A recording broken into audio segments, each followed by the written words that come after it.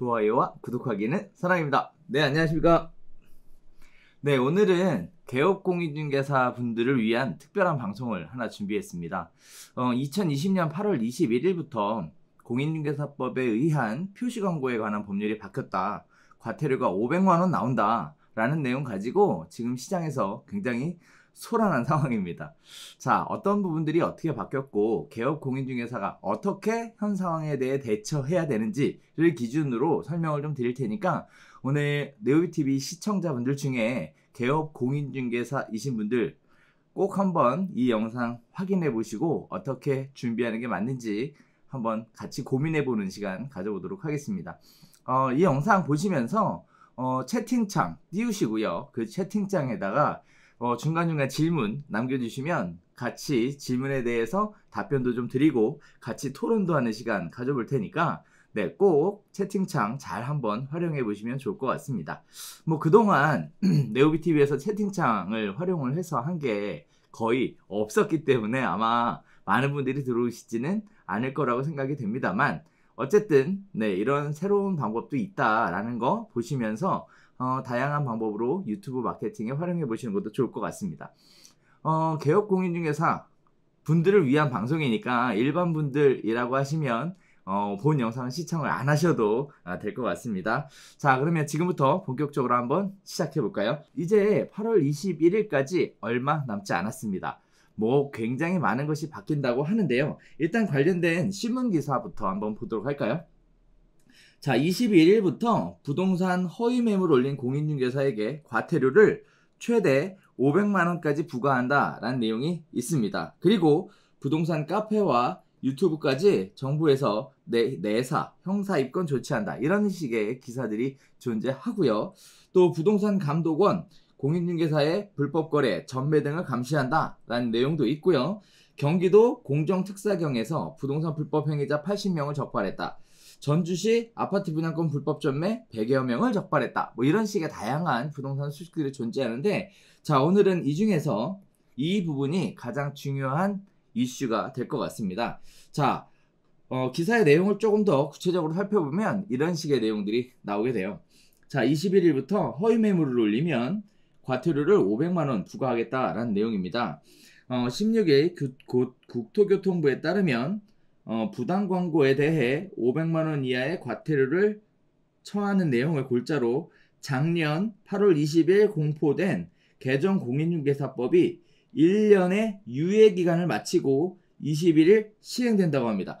자, 그러면 이 법은 언제 통과가 됐다고요? 네, 맞습니다. 2019년 8월 20일 날 네, 통과가 됐습니다. 통과된 내용 갖고 진행하는 거니까 1년의 유예기간이 이미 지났다라는 거죠. 사실 이렇게 될 거다라는 것을 작년부터 알고 있었고요. 거기에 따라서 강의 시간에 수차례 말씀드린 적이 있었는데요. 자, 여기서 이제 허위 매물에 대한 기준도 간략하게 언급을 하고 있습니다. 공인중개사가 아예 존재하지 않는 허위 매물을 광고하는 것은 물론 매물이 실제 있지만 중개 대상이 될 수 없거나 이를 중개할 의사가 없는 경우도 부당 광고로 한 것으로 처분된다 라고 얘기가 나오고요. 가격 등 사실과 다르게 표시하는 것뿐만 아니라 입지 조건, 생활 여건 등 주택 등 부동산 수요자의 선택에 큰 영향을 미치는 내용을 빠뜨리거나 은폐, 축소하는 것도 위법한 광고에 해당된다 라고 얘기합니다. 자, 이러한 부분들에 대해 국토부는 고시 내용을 통해서요. 허위 매물에 대한 유형을 정했는데요. 집주인이 의뢰하지도 않았는데 공인중개사가 임의로 낸 광고도 허위 광고가 될 수 있다라고 하고요. 매도인과 임대인 등으로부터 의뢰를 받지 못한 공인중개사가 다른 중개사에 의뢰된 주택 등을 함부로 광고하는 경우도 역시 불법이다라고 합니다. 자, 이런 부분들은 한편으로 보면 시장을 투명하게 하는 좋은 순기능의 역할을 할 수 있을 거라고 생각을 합니다.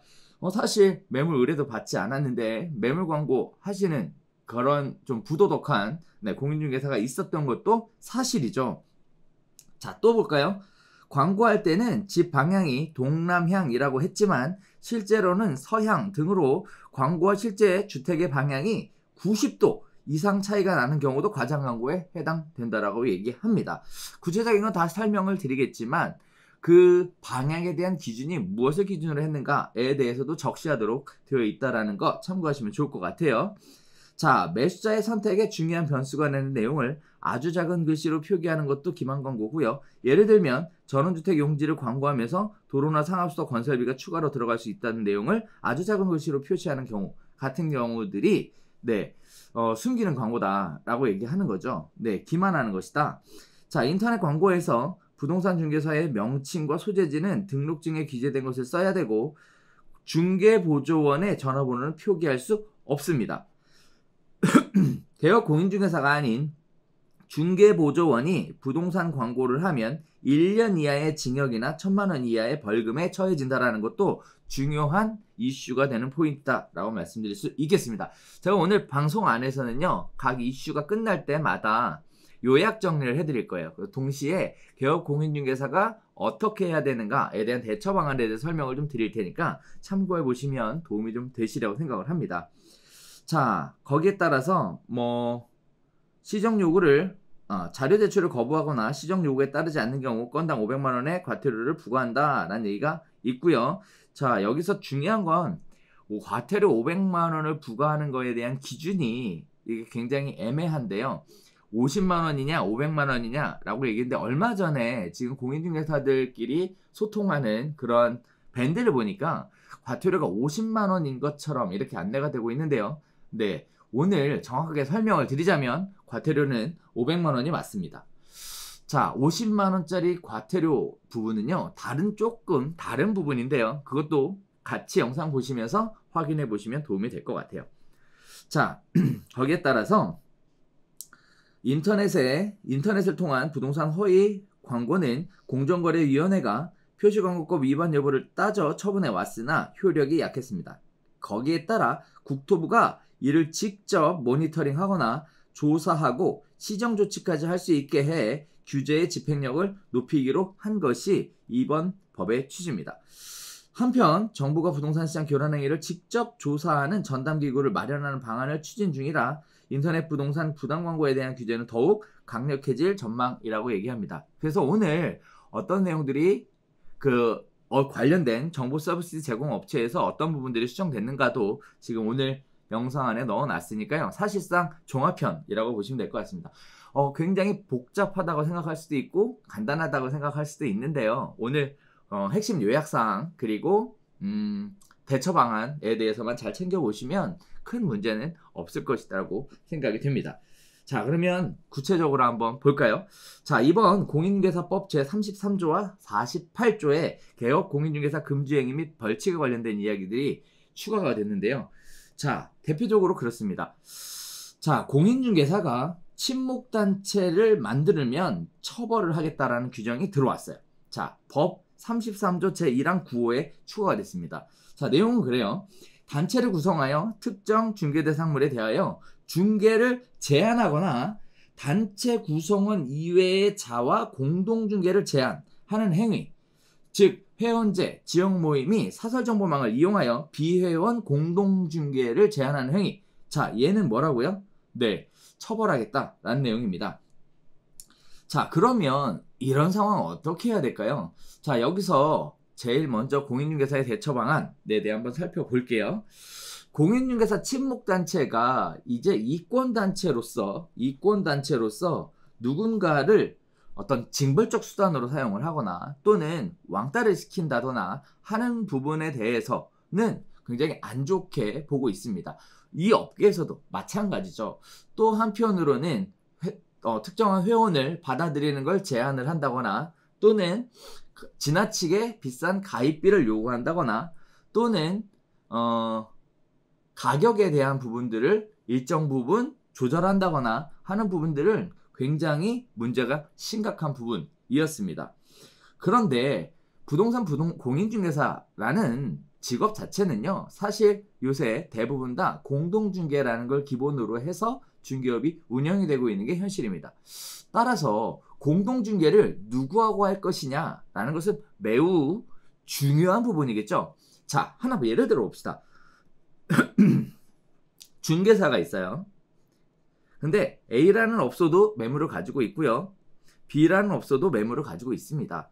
자, 그러면 이 중개사는 손님이 있는데 A하고 거래하게 될까요? B하고 거래해야 될까요? 자, 누구하고 거래해야 하는 걸까요? 자, 이 해답은요, 중개사 마음입니다. 손님을 가지고 있는 중개사는 A를 선택할 수도 있고 B를 선택할 수도 있겠죠. 자, 그렇다면 내가 A라면 이런 손님을 갖고 있는 중개사로부터 연락을 받아서 공동중개를 하는 것이 훨씬 더 좋겠죠. 자, 그러면 이 사람들이 어떠한 기준으로 선택하느냐가 매우 중요할 텐데요. 자, 이분들이 공동중개를 하는 부동산을 선택하는 기준은 개인적으로 친분 있는 사람들입니다. 자, 우리 이 부분은 조금 더 확대해보면요. 과거에 있었던 친목회 안에서 부동산 중개업소가 존재를 하죠. 이때도 어떠한 중개업소가 거래를 할 것인가는 결국 이 손님을 가지고 있는 부동산에서 선택을 하도록 되어 있습니다. 자, 이렇게 손님을 갖고 있는 부동산 중개업소가 누굴 선택할 것이냐, 역시 개인적으로 친분 있는 사람들과 함께 공동중개를 한다라는 거죠. 따라서 공동중개를 못하게 하는 게 아닌 이상 공동중개를 할 수 있다면 결국은 내가 개인적으로 친분 있는 사람들을 많이 만들어 놓는 것이 훨씬 더 유리할 겁니다. 따라서 개인적으로 친분 있는 사람들과 함께 공동중개는 가능하므로 여러분이 하셔야 될 거는 뭘까요?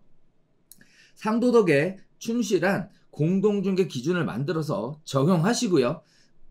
신뢰할 수 있는 네트워크를 만드는 것이 필요하다, 이렇게 말씀드릴 수 있을 것 같습니다. 단 주의하실 사항이 있습니다. 회칙, 가입비, 벌칙 등을 만들어서는 안 된다 라는 부분 꼭 유념하셨으면 좋겠어요. 자, 다시 볼게요. 회칙 있으면 안 돼요. 뭐 일요일 날은 쉬어야 된다, 뭐 몇 시에는 뭐 해야 된다, 뭐 친목회에서 야유회 가는 날은 문 닫아야 된다, 뭐 이런 식의 회칙 안 됩니다. 안 돼요. 자, 이러하게 되면 뭐 몇 개월간 공동중개를 금한다, 뭐 이런 식의 회칙. 여기서 말하는 회칙의 가장 중요한 부분은 문서로 작성되어 있는 회칙을 의미한다라는 것, 이거 참고하셨으면 좋겠고요. 반면에 뭐 카톡으로 주고받았다거나 하는 부분들도 역시 문서로 작성된 것으로 취급받을 수 있다는 점 참고하셨으면 좋겠습니다. 자, 다음에 가입비, 이것도 안 되겠죠. 개인적으로 친분이 있는데 뭔가 가입을 해야 한다? 그 가입비가 몇백에서 몇천이다? 자, 이런 경우 안 되겠습니다. 벌칙 마찬가지입니다. 이럴 수는 있어요. 우리가 공동중개를 상도덕에 입각해서 공동중개를 하는데, 예를 들어 A라는 중개업소에 매물을 알려줬더니 A라는 업소가 이 매물 정보를 가지고 뭐 중개 의뢰인을 직접 찾아가서 매물을 뺐다. 자, 이러면 벌칙 있었죠. 이러한 부분들이 사실 제일 크게 문제가 될 것 같은데요. 상도덕에 위반되는 이러한 행위들을 못하게 하기 위해서 친목회가 존재했었습니다. 그런데 이러한 부분들이 이제 친목단체를 구성을 못하게 함으로 인해서 제재할 수 있는 방법이 없어졌다, 이렇게 볼 수도 있겠는데요. 다시 얘기하면 친목단체를 해산시키는 것이 뿐만 아니라 안 좋은 역기능도 가지고 있다, 이렇게 보시면 될 것 같은데, 자, 이런 부분들은 결국은 그래서 개인적으로 신뢰할 만한 개인 네트워크, 이것이 더 필요한 시점이 아닐까, 이렇게 생각이 됩니다. 자, 이렇게 보시면 될 것 같아요. 자, 그러면 다시 한번 정리해 볼까요? 자, 지금 최근에 공인중개사 친목단체 해산의 수순을 밟고 있습니다. 제가 최근에 들었던 것 중에 가장 쇼킹했던 것 중에 하나가 위례 같은 경우가, 위례신도시 아시죠? 위례신도시의 친목회가 지금 문을 닫았어요. 자, 뭐 특별한 뭐가 없었음에도 불구하고 그동안 회비들을 받았던 게 있습니다. 그거를 전부 다 돌려주고 그러고 나서 친목회가 문을 닫았는데요. 거기에 따라서 위례 지역은 일단 기본적으로 휴일이 없어졌습니다. 그래서 이제는 친목단체에서 언제는 쉽시다 라고 했었던 규정이 없어지는 바람에 휴일도 없이 요새 항상 문 열고 일해야 된다 라는 이러한 볼멘 소리들도 들리고 있는데요. 한편으로 좋은 부분이기도 하고 안 좋은 부분이기도 한 것 같습니다. 중개업을 하고 있는 우리 입장에서는 그렇겠죠. 1년 365일 문을 연다라는 것은 굉장히 스트레스 받는 거예요. 육체적인 피로도도 굉장히 증가할 텐데 소비자 입장에서는 어떨까요? 자, 소비자 입장에서는 언제 어디서나 부동산 중개업소를 방문하면 상담할 수 있다. 좋은 거겠죠. 자, 그러면 중개업소 입장에서는 어떻게 하는 게 좋을까요? 제가 여러분들에게 추천드리고 싶은 방식은요. 휴일을 강제할 것이 아니라 직원들마다 돌아가면서 휴일날 근무하는 형태를 선택하시는 걸 추천을 드립니다. 그래서 뭐 격주로 휴무하고 평일날 쉰다든지 하는 방식으로 운영을 하시면 1년 365일 쉬는 날 없이 운영도 가능하고요. 그리고 뭐 어차피 추석이나 명절 같은 때는 사람들이 안 오니까 그런 날은 피해서 그렇게 근무 스케줄을 짜보는 건 어떨까? 이렇게 제안 드리는 바입니다. 혼자 운영하는 중개업소는 좀 어렵겠죠? 네. 자, 이러한 부분들을 활용하셔서 중개업소 입장에서는 이제 어설프게 회칙을 만들거나 가입비를 요구하거나 벌칙을 만드는 등의 행위를 하지 마시고요. 뭐라고요? 개인적으로 믿을 만한, 신뢰할 만한 네트워크를 만드시는 게 공인중개사 공동중개를 위해서 꼭 필요한 일이다. 이렇게 말씀드리고 싶고요. 여기서 중요한 거 하나 또 있죠? 네오비 출신의 분들, 여러분 지역에 다 흩어져 있을 겁니다. 자, 이런 분들, 여러분들 잘 아시겠지만 상도덕에 입각해서 원리 원칙대로 중개하시는 분들이 거의 대부분이니까요. 일단 개인적으로 신뢰할 만한 네트워크를 만드는 데 있어서 이분들과 함께 시작해 보시는 건 어떨까라는 조심스러운 제안을 좀 드리면서 그동안 소원하셨던 분들과 연락하셔서 공동중개에 대한 부분도 정비하시는 그런 계기가 되셨으면 좋겠고요. 또 누군가는 못 들어오게 한다라는 이런 식의 방법들은 절대 추천하지 않으니까요. 그렇게 안 하셨으면 좋겠습니다. 시작을 그렇게 했을 뿐 네오비만 뭘 해야 한다라는 방식은 그닥 좋은 방식이 아니라는 것 말씀을 드리겠습니다. 자, 그리고 이제 또 볼까요? 벌칙은 그럼 어떤 것이 있을까요? 이러한 부분들에 대해 위반했을 때 벌칙은요. 자, 일단 공인중개사는요. 여기에 포함이 돼요. 단체를 만들죠. 단체를 만들어서 회칙을 만들고 하는 부분들이 여기에 해당이 됩니다. 자, 그래서 담합을 했다라는 거고요. 공인중개사가 담합을 하는 경우 3년 이하의 징역 또는 3천만 원 이하의 벌금에 해당됩니다. 굉장히 강한 그러한 제재를 받게 되니까 안 하셔야 되겠습니다. 자, 이외에 집값 담합으로 문제가 생기는 경우에는 6개월 이하의 자격정지나 등록 취소가 될 수 있다라는 것, 이것도 참고하셨으면 좋겠어요. 자, 그럼 볼게요. 공인중개사가 단체를 만들어서 어떤 이권에 대한 행위를 하는 것은 뭐라고요? 3년 이하의 징역이나 3천만 원 이하의 벌금이고, 집값 담합에 가담하는 것은 뭐라고요? 6개월 이하의 자격정지나 등록 취소라는 부분입니다. 자, 여기에 보면 이런 얘기들이 나와요. 부동산 거래지서 교란을 목적으로 공인중개사 간 담합을 하거나 공동중개 입주자 모임 등과 담합하거나 개입공인중개사 입주민 간의 담합을 금지하겠다라는 건데, 자, 여기서 보면 공동주택 입주자 모임 등과 담합한다라는 부분들은 이런 부분들이죠. 입주자 협의회나 인터넷 카페 등을 통해서 우리 얼마 이하로는 매물을 내놓지 말자라고 하면 그것이 뭐라고요? 3년 이하의 징역 또는 3천만 원 이하의 벌금형이라는 거예요. 언제부터 시작했다고요? 2020년 2월 21일부터입니다. 자, 우리 그동안 굉장히 피해 많이 보셨죠? 사실 신문에는 소비자들만 두둔하는 기사들이 굉장히 많이 나왔습니다. 거기에 따라서 마치 중개사가 교란하는 것처럼 어떤 가격을 띄운데 동조하는 것처럼 이렇게 보여졌으나 실제 우리 입장에선 상당히 억울했죠. 왜냐하면 실제 매물이 3억에 나와 있는데 뭐 입주자 협의회에서 뭐 3억 1천에 내놔라 라고 하고요. 거기에 따라 그렇게 하지 않은 경우에 어떤 리스트를 만들어서 뭐 제재를 한다거나 매물을 내놓지 말라고 한다거나 하는 식의 부당함을 당했었던 것이 사실입니다. 그런데 마치 신문에서는 개업공인중개사 일부러 그렇게 하는 것처럼 하는데, 우리 솔직하게 생각해봐요. 우리 입장에서는 가격을 싸게 내놔야 손님들한테 연락을 받으니까 좋은 거잖아요. 그거를 못하게 한다?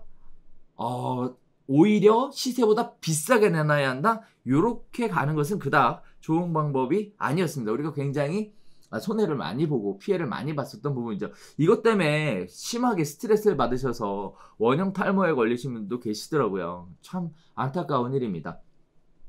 자, 매물에 대해서 앞으로 걱정하실 게 이 방송을 일반 소비자들이 본다 하시더라도 걱정하실 게 없는 게, 의뢰했던 가격보다 낮은 가격에 매물을 내놓게 되면 이제 허위 매물이 되는 거예요.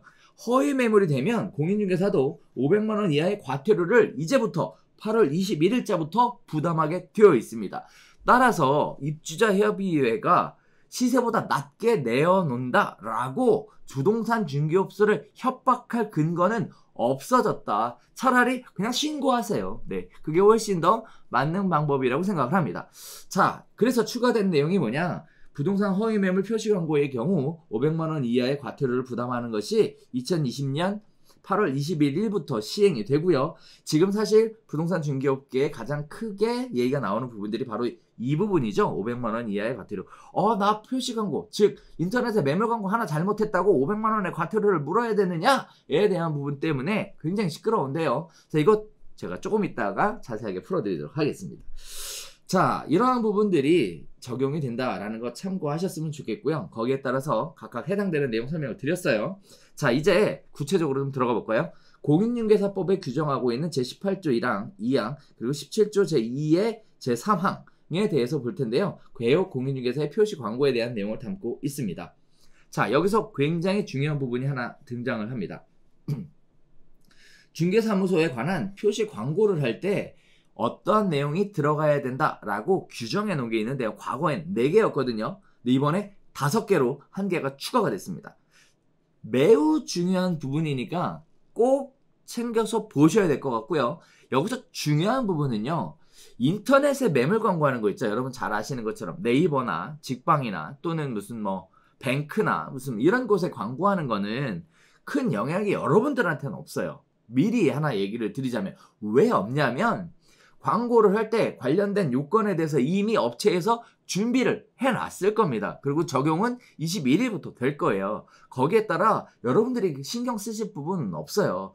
문제는 어디서부터 생기냐면, 블로그와 유튜브 같은 개인적으로 운영하고 있는 광고 매체, 과연 이러한 부분들에 어떻게 영향을 미칠 거냐가 훨씬 더 중요한 부분이라는 거 꼭 잊지 마시고 챙겨보셨으면 좋겠습니다.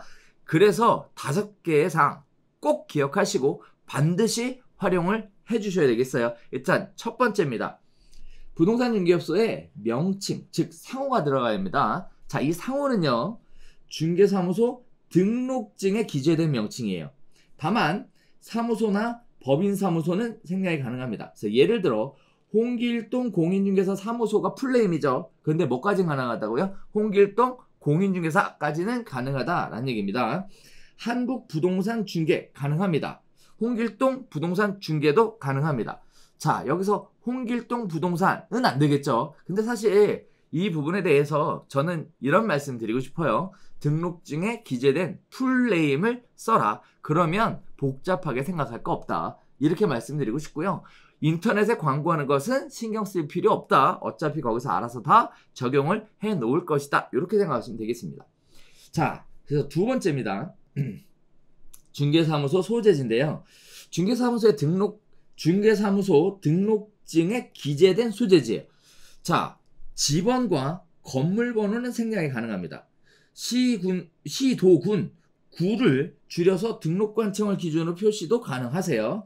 자, 이게 서울시 빠졌죠. 영등포 구 빠졌죠. 의사당대로 이렇게 해도 되고요. 서울 영등포 국회대로 70길 이렇게 해도 되고요. 서울 영등포 여의도동 이렇게 해도 된다라는 겁니다. 자, 여기 뭐가 빠졌어요? 지번과 건물 번호는 생략을 해도 된다라는 겁니다. 하지만 제가 권해드리고 싶은 거는 주소 많이 노출하면 좋잖아요.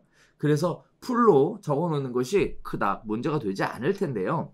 이 두 가지 부분에 문제가 되는 요소는 사실은 인터넷 광고는 아니고요. 인터넷을 통한 광고는 아니고요. 예를 들어 무슨 전단지를 만든다거나 또는 현수막을 만든다거나 할 때 주소가 너무 길거나 중개사무소 명칭이 너무 길어서 글자가 많으면 읽기가 어렵잖아요. 이러한 부분들 때문에 약간 줄여서 할 수 있다.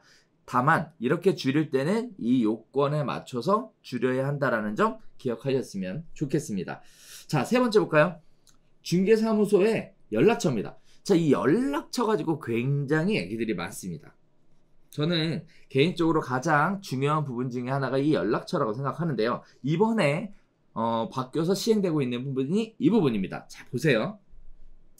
등록관청에 신고된 중개사무소의 전화번호 그리고 휴대전화를 포함합니다. 자, 보세요. 등록관청에 신고된 중개사무소의 전화번호예요. 그리고 휴대전화입니다. 자, 그러면 등록관청에 신고할 때 일반 전화번호, 핸드폰 번호, 그리고 팩스 번호 이 세 개의 번호를 등록하는 걸로 알고 있는데요. 거기에 따라 이 세 개의 번호만 사용이 가능하다라는 거예요. 자, 그러면 소속 공인중개사는 어떨까요? 네, 소속 공인중개사는 예외입니다. 중개보조원은 어떨까요? 안 됩니다. 자, 여기서 굉장히 중요한 차이점을 갖고 오죠. 바로 이 부분입니다. 자, 잘 보세요. 중개보조원 등 공인중개사가 아닌 자, 여기서 포인트는 뭘까요? 공인중개사가 아닌 자예요. 공인중개사가 아닌 자의 전화번호는 표시를 금지하고 있습니다. 자, 그럼 여기서 소속 공인중개사는 어떨까요? 소속 공인중개사는 공인중개사죠. 따라서 소속 공인중개사의 전화번호는 표시할 수 있습니다. 자, 여기서 정리 하나 드릴게요. 소공이 전화번호를 포함해서 광고를 하겠다라고 얘기하면 기본적으로 1부터 5, 5개의 규정에 따라 표시를 다 해주시고요. 플러스 소공의 전화번호를 넣을 수 있다라는 거예요. 자, 이거를 인터넷 매체에서는요. 매물 정보란 있죠? 이곳에 넣으셔야 될 것 같고요. 블로그 같은 곳에는 역시 포스팅하는 안에다가 또는 영상을 제작한 안에다가 넣어주셔야 된다라는 겁니다. 자, 볼게요. 일단 첫 번째, 뭐가 먼저 표시가 되어야 된다고요? 뭐가 표시가 된다고요? 네. 기본적으로 공인중개사 사무소의 명칭, 소재지, 연락처, 등록번호, 개업 공인중개사의 이름이라는 5개의 규정의 내용을 넣고요. 추가해서 소공의 전화번호를 넣는 건 된다라는 거예요. 된다라는 거. 자, 이 부분은 어디에도 적용이 된다고요? 블로그나 유튜브에도 적용이 된다라는 거예요. 매물 광고에도 적용이 되는데 이 매물 광고 안에는 따로 소공의 연락처를 넣는 곳이 아마도 없을 겁니다. 거기에 따라서 매물 정보 설명 있죠? 매물 설명에다가 소공의 연락처를 넣는 것은 된다. 이렇게 생각하시면 되고요. 뭐는 절대 안 된다고요? 중개보조원은 안 된다라는 거 꼭 기억하셨으면 좋겠습니다. 제가 좀 이따가 개업공인중개사 대처 방안에 대해 설명을 드릴 텐데요. 구체적으로 좀 설명을 드릴 거예요. 부부가 같이 중개업을 하거나 직원 채용을 잘못해서 직원이 광고를 했는데 실수하거나 하는 부분이 있을 수 있겠죠. 주의해야 됩니다. 이런 부분들이 정말 주의해야 될 상황들이라는 거 다시 한번 말씀을 드릴게요. 하지만 여러분은 이렇게 기억하시면 돼요. 개공 입장에서는 사실 사무실 이름으로 광고가 나가는 게 좋죠. 거기에 따라서 중개보조원 입장에서는 억울할 수 있으나 개공 입장에서는 훨씬 좋은 기회가 될 수도 있다라는 거. 단 중개보조원이 개공의 허락이나 동의 없이 광고를 하는 것을 못하게 하셔야 하고요. 동시에 허락을 했다 하더라도 중개보조원의 연락처는 기재가 돼서는 안 된다라는 거 꼭 기억하시길 바라겠습니다. 자, 이렇게 되면 1년 이하의 징역이나 1,000만 원 이하의 벌금이 매겨진다라고 얘기를 해요. 제가 그냥 개인적으로 조금 찾아봤는데 요 내용에 대해서는 근거 규정을 저는 못 찾았어요. 못 찾았는데 어딘가 있겠죠. 네, 금지사항에 아마 있을 것 같은데요. 네, 거기까지는 확인을 못했습니다. 신문 기사에 이렇게 나와 있으니까 굉장히 중한 처벌을 받을 수 있다. 이렇게 생각하시면 되겠습니다. 자, 그다음에 네 번째 중개사무소의 등록번호입니다. 여러분이 유의하셔야 될 게 뭐냐면 그동안에는 4가지 사항이었어요. 그런데 이번에 하나가 추가가 됐죠. 바로 등록번호입니다. 많은 분들이 이제 8월 21일자를 대비해서 수정하셔야 될 것들이 나오게 되는데, 그게 뭐냐? 그동안에 광고를 할 때는 등록번호에 대해서 기재를 안 하고 광고하셨을 겁니다. 그러나 8월 21일자부터 뭐 하라고요? 등록번호가 기재가 돼야 하므로 이제 뭐 하셔야 한다? 반드시 등록증에 기재된 등록번호를 넣어주셔야 된다는 거 잊지 마셨으면 좋겠습니다. 자, 이런 사소한 것들 때문에 처벌을 받게 되면 열받죠. 네, 열받아요. 스트레스 받죠. 안 그래도 뭐 경기도 어려워서 거래 하나 하기가 그렇게 어려운데, 이런 거 사소한 거 가지고 스트레스 받는 것도 열받고, 거기에 따라서 과태료나 벌금, 그럼 더 열받습니다. 부탁인데 이런 사소한 것 때문에 스트레스 끌어안고 가지 마시고요. 미리미리 준비하셔서 좀 깔끔하게 전문화된 중개하시는 우리 시청자분들 되셨으면 좋겠습니다. 자, 5번째입니다. 개업공인중개사의 성명인데요. 성명은요, 중개사무소 등록증에 기재된 개업공인중개사의 성명을 의미하고요. 법인은 대표자, 분사무소는 분사무소 책임자의 성명을 의미를 합니다. 자, 그래서 뭐가 들어가야 한다고요? 성명입니다. 자, 그러면 다시 한번 정리해 보도록 할게요. 자, 앞으로 광고를 할 때는 온라인, 오프라인 어떤 수단과 매체를 가리지 않고 부동산 매물에 대해 개업공인중개사가 광고를 하는 경우에는 첫 번째 명칭, 두 번째 소재지, 그리고 세 번째 연락처, 네 번째 등록번호, 5번째 개공의 이름, 이렇게 5가지를 반드시 기재해야 한다라는 사실 잊지 마시고 꼭 챙겨보시기를 바라겠습니다. 자, 요약을 해보면 그래요. 그래서 명칭, 소재지, 연락처, 등록번호, 그리고 성명을 표시하셔야 되는데요. 아까 설명드렸던 내용들을 다 정리해 놨으니까 이제 여러분은 오늘 이 자료를 가지고 자료를 카페에다 올려드릴 테니까 이 카페 내용을 다운 받으셔서 이 자료를 보시고, 그리고 어딘가에 이렇게 잘 처리해 놓으시면 헷갈릴 일이 없을 것 같아요. 자, 자료는 어디다 놓는다고요? 네오비 카페에 등록을 시켜드리도록 하겠습니다. 자, 누구나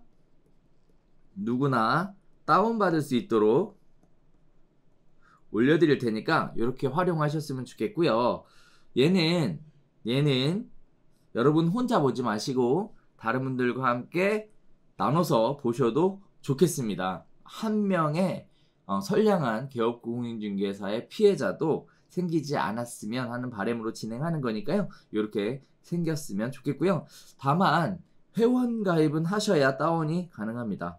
뭐 치사하게 회원가입하게 하느냐라고 하시는 분들도 계실 텐데, 사실 회원가입이란 절차를 둘 이유는 뭐냐면, 쓸데없이 광고하는 업체들이 회원가입 해가지고 광고 게시물을 새벽 2, 3시에 잔뜩 올려놓고 나가는 일들이 비일비재하게 발생합니다. 거기에 따라서 어쩔 수 없이 카페 관리 차원에서 만들어내 놓은 곳이지 여러분들의 정보를 얻거나 회원 수를 늘리기 위해서 진행하는 건 아니라는 점 참고하셨으면 좋겠습니다. 자, 거기에 따라서 회원 가입을 하면 가능하도록 이렇게 해드릴게요. 게시판은 없고요. 공지사항에 올려놓겠습니다. 공지사항에 올려놓을 테니까 이 공지사항에서 편하게 보시면 될 것 같고요. 네, 네오비 칼럼이라는 곳에다가 게시판에 이 강의 끝나자마자 바로 올려놓을 테니까 이곳에서 다운받아 보시면 될 것 같아요. 자, 다시 정리해 드릴게요. 오늘 강의 내용은 요약이라는 곳에 다 들어가 있습니다. 그래서 요약 내용을 잘 보시고 이 요약 내용을 프린트 하셔서 사무실에 잘 보시면서 진행을 하시면 실수할 일이 없겠죠. 자, 이 강의 자료의 요약 부분은 어디서 찾을 수 있다고요? 네, 네오비 카페에서 찾을 수 있습니다. 누구나 다운 가능하고요. 공지사항에 올려놓을 테니까 다운 받으셨으면 좋겠습니다. 다만 이 공지는요, 일주일만 올려놓을 테니까 일주일 이내에 다운받지 못하시는 분들은 카페에 네오비 칼럼이라는 곳에 들어가 보시면 이 게시글이 올라가 있을 거예요. 참고하셔서 다운받아 이용하시면 될 것 같습니다. 자, 다시 한번 정리해 볼까요? 앞으로 모든 부동산 매물에 대해 개업 공인중개사가 광고하는 경우에는 첫 번째, 명칭. 오늘 지금 외우시죠, 아예. 명칭, 두 번째, 소재지, 세 번째, 연락처, 네 번째, 등록번호, 다섯 번째, 개업 공인중개사의 이름. 이렇게 5가지가 반드시 기재되어야 한다라는 사실 잊지 마시고 챙겨보시길 바라겠습니다. 자, 거기에 따라 어떤 처벌을 받겠느냐라는 건데요. 만약에 지켜지지 않는 경우 잘 보세요. 그 내용이 제가 잘 뒤져보니까 이렇게 나오더라고요. 법 제18조의 2 제1항을 위반하는 경우에 해당이 되고요. 중개 대상물의 중개에 관한 표시 광고를 한 경우인데 명칭, 소재지, 연락처, 등록번호, 성명 이렇게 5가지 사항에 대해서 위반한 경우에는 과태료가 50만 원짜리입니다. 과태료가 50만 원짜리예요. 자, 동시에 중개사무소 명칭에 공인중개사 사무소 부동산 중개라는 문자를 사용하지 않은 경우 5개 광고물에 성명을 표기하지 않거나 거짓으로 표기하는 경우도 50만 원이에요. 자, 거기에 따라서 잘못 표기가 되거나 또는 문제가 생기게 되면 과태료 50만 원의 처분을 받을 수 있다는 점 기억하셨으면 좋겠어요. 자, 그러면 과태료 50만 원짜리는 뭐라고요? 5가지 사항에 대해 정확하게 이행하지 않은 경우가 50만 원짜리라는 거 이렇게 정리하고 가시면 깔끔하겠죠? 자, 또 볼게요. 개업공인중개사 그럼 어떻게 할 것이냐라는 부분입니다. 일단 첫 번째는요. 아까 잠깐 설명드렸다시피 지금 부동산 시장이 가격이 많이 올라간다라고 얘기하고 있습니다. 거기에 따라 시장이 불안하다 하고 있는데 사실 개업 공인중개사들 우리 입장에서는 굉장히 불만이에요. 왜 불만이죠? 거래는 없습니다. 가격만 엄청나게 올라가죠. 거기에 따라서 수익 구조에 대해 고민하시는 분들이 이런저런 생각들을 하시고 저한테도 물어보시는데 제가 이렇게 말씀드릴게요. 지금 시장이 매우 살얼음을 걷는 것처럼 위험한 시장입니다. 거기에 따라 불법 거래는 절대 하지 않는다는 원칙 만들어 주시고 지켜 주셨으면 좋겠어요. 뭘 안 한다고요? 불법 거래는 절대 하지 않는다. 이렇게 생각해 주셨으면 좋겠습니다. 앞으로 이러한 부분들에 대한 단속들은 계속 더 강화가 될 거니까 애초에 손을 대지 않으셨으면 좋겠고요. 5년 갑니다. 보관 의무. 네. 자, 기본이 5년이에요. 그 외에도 이런저런 뭐 채권 채무 관계라든지 여러 가지 부분들까지 생각을 하면 훨씬 더 오랜 기간 발목을 잡으니까 거래한 거 하나 때문에 몇 년씩 불안해 하시는 일은 겪지 않으셨으면 좋겠습니다. 자, 볼게요. 또 신문, 전단지, 잡지, 입간판, 방송, 메일, 인터넷 등 매체 유형과 방식을 불문하고 이 5가지 유형이 적용이 됩니다. 자, 따라서 여러분들이 아시는 거 네이버, 직방, 다방 등 인터넷 광고 매체는 해당 업체에서 수정을 하고 있습니다. 거기에 따라 8월 20일 날 수정될 거니까 여러분이 신경 쓰실 건 없어요. 다만 소공에 대한 것은 전화번호를 입력을 하셔야 돼요. 어디에다가? 매물 설명란에다가. 중개보조원은 어떻게 한다고요?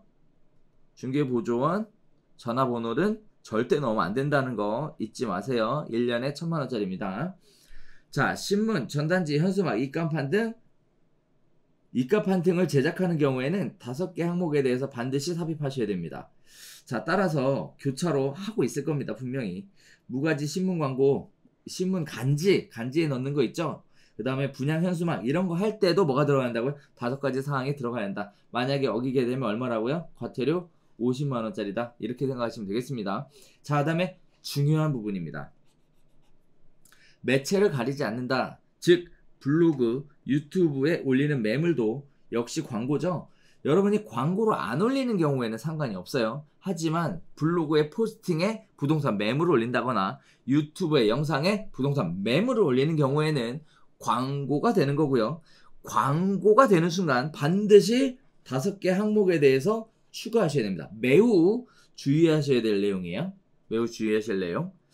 자, 광고를 진행하면 5개가 추가가 되는데요. 이 5개 사항을 어떻게 할 것이냐 이 부분인데 사실 블로그하고 유튜브는 좀 따로 구분해서 생각해 보실 필요가 있겠습니다. 자, 그래서 제가 좀 정리해 봤는데요. 블로그는요. 블로그는 사업자 위젯을 사용하면 돼요. 그런데 사업자 위젯에다가 5가지 항목을 표시를 하면 돼요. 이 특징이 뭐냐면은 블로그는요, 링크 값을 가지게 되고요. 거기에 따라 클릭을 하면 블로그로 들어가게 되죠. 즉 내가 운영하고 있는 이 블로그라는 사이트에 들어와서만 내용을 볼 수가 있도록 이렇게 되어 있습니다. 따라서 내가 운영하고 있는 블로그 안에 5가지 사항이 포함만 되어 있으면 돼요. 거기에 따라 5가지를 포함할 수 있는 방법이 크게 2가지 방법이 있고요. 사실은 3가지 방법이 있는데 하나는 포스팅 안에 5개 항목을 매번 집어넣는 거예요. 그런데 이렇게 되면 블로그 상위 노출에 문제가 생길 수 있다는 걸 다들 아시죠? 거기에 따라 2가지 방법만 가능합니다. 실질적으로 하나는 뭐다? 사업자 위젯을 사용하는 것이다. 자, 그런데 사업자 위젯에는 사업자 등록번호 대신 중개업소 등록번호를 기입하는 형태로 이용하셔야 될 것 같은데 사실 이건 좀 퀘스천이에요. 왜냐 항목이 사업자 등록번호로 나와 있거든요. 근데 우리한테 필요한 건 사업자 등록번호가 아니라 뭐죠? 중개업소 등록번호라는 사실이에요. 따라서 가장 좋은 방법은 뭐라고요? 블로그 대문을 바꾸는 겁니다. 블로그 대문 아시죠? 들어가자마자 위에 이렇게 예쁘게 그림 나와 있는 거. 이 대문 안에 5개 항목을 모두 넣어서 제작해 주시면 되겠는데요. 자, 이 부분 블로그 대문, 블로그 운영하시는 분들이라면 꼭 챙겨서 이런 불이익을 받지 않으시면 좋을 것 같고요. 제가 이 부분에 대해서도 지금 네오비 카페에 블로그 대문 디자인해서 올리는 방법에 대해 템플릿과 함께 무료로 영상이 올라가 있습니다. 누구나 보실 수 있도록 영상이 올라가 있고요. 회원 가입만 하시면 블로그 대문의 디자인을 바꿀 수 있는 방법을 동영상으로 언제든지 시청하실 수 있으니까 꼭 그거 보시고요. 대문에 이 5개 항목 반드시 추가하셨으면 좋겠습니다. 이 템플릿도 굉장히 다양한 디자인들을 유형별로 다 넣어놨으니까 본인의 스타일에 맞는 템플릿을 이용해 보시면 될 것 같아요. 자, 네오비 회원 여러분들은 다들 아시죠? 우리 수업할 때 이러한 부분들에 대해서 작년부터 벌써 수업 과정에 반영이 돼서요. 지금 블로그나 유튜브를 작업할 때 이러한 부분들을 넣어서 작업하게끔 이미 진행이 되고 있었다라는 점 역시 시대를 앞서가고 있죠. 자, 거기에 따라서 우리 회원들은 큰 문제는 없을 거라고 생각이 됩니다. 하지만 개업 공인중개사 다른 분들이라면 이런 부분을 챙겨 보셔야 될 것 같아요. 자, 다음에 유튜브입니다. 유튜브는 특징이 뭐냐면요. 영상을 반드시 내가 운영하고 있는 유튜브 채널 안에 들어와서만 보는 것이 아니라 내 블로그 안에서 인베디드 땡겨온 유튜브 영상을 볼 수도 있고요. 또는 웹사이트에 연동돼서 볼 수도 있고요. 또는 카카오톡 등을 통해서 볼 수도 있고요. 밴드를 통해 볼 수도 있고요. 그 외에 다양한 곳에서 볼 수 있는데 특징이 뭐냐면 영상만 본다라는 겁니다. 즉 채널을 이동하지 않고 유튜브 영상이 올라가 있는 공유되어 있는 그 채널 안에서 유튜브 영상을 시청하도록 이렇게 되어 있다라는 거예요. 그러면 결국은 무슨 뜻이냐? 5가지 항목에 대해 유튜브는 기본적으로 영상 안에 들어가 있어야만 광고로서 문제가 생기지 않을 것이다 라고 예상되는 부분입니다. 따라서 매 영상마다 5개의 항목을 삽입하시는 걸 추천을 드리고요. 이처럼 공유되는 경우 표시 광고 위반이 될 수 있다는 부분 생각해 보시면 좋을 것 같아요. 자, 그러면 유튜브는 어떻게 한다고요? 일단 기본적으로 유튜브도 대문이 있죠. 대문에 5가지 항목 넣어주시는 거. 그 다음에 그거보다 더 좋은 건 뭐라고요? 매 영상마다 5개 항목을 집어넣어서 영상을 편집해 줄 것. 이것이 굉장히 중요한 부분이라고 말씀드릴 수 있겠습니다. 자, 제가 이 파트에 있어서 중요하게 생각하는 것 중에 하나가 바로 이 부분이에요. 블로그나 유튜브도 매물 광고를 하시죠.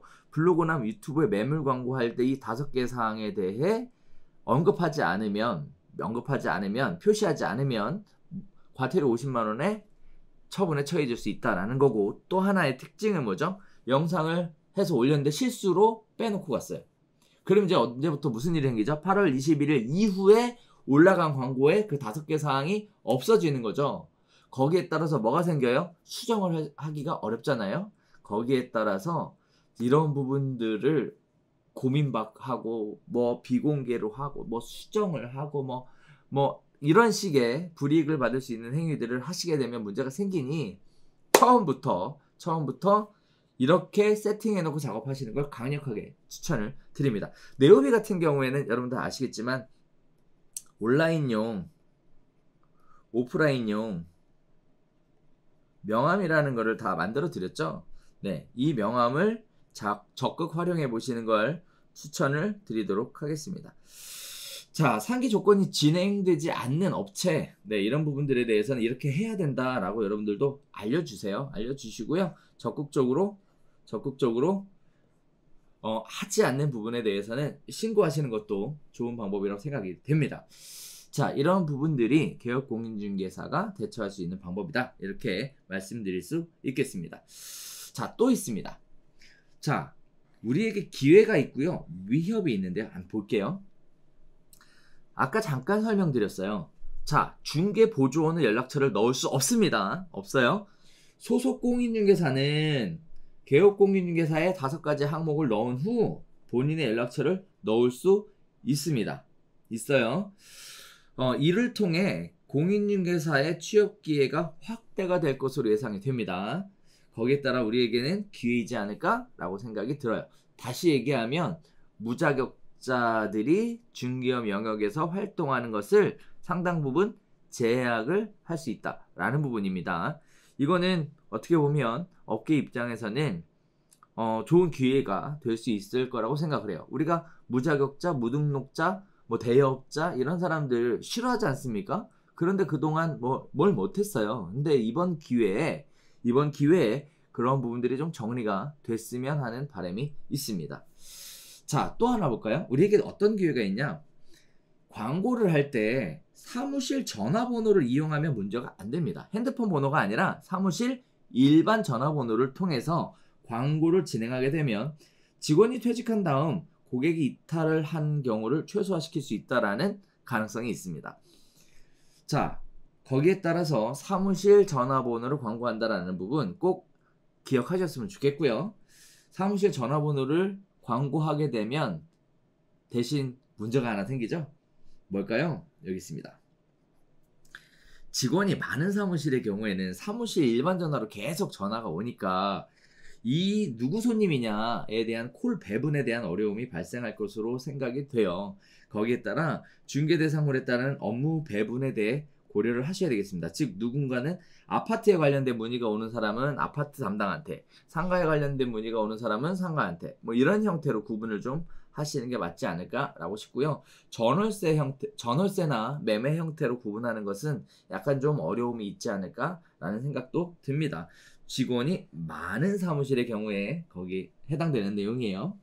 자, 다음에 또 하나 볼게요. 제가 중요하게 생각하는 부분입니다. 이 기회에 무자격자, 무등록자, 대여업자, 무자격 분양 대행사에 대한 적극적인 신고 행위가 있어야 할 것으로 보여집니다. 신고 누가 하죠? 네, 우리가 합니다.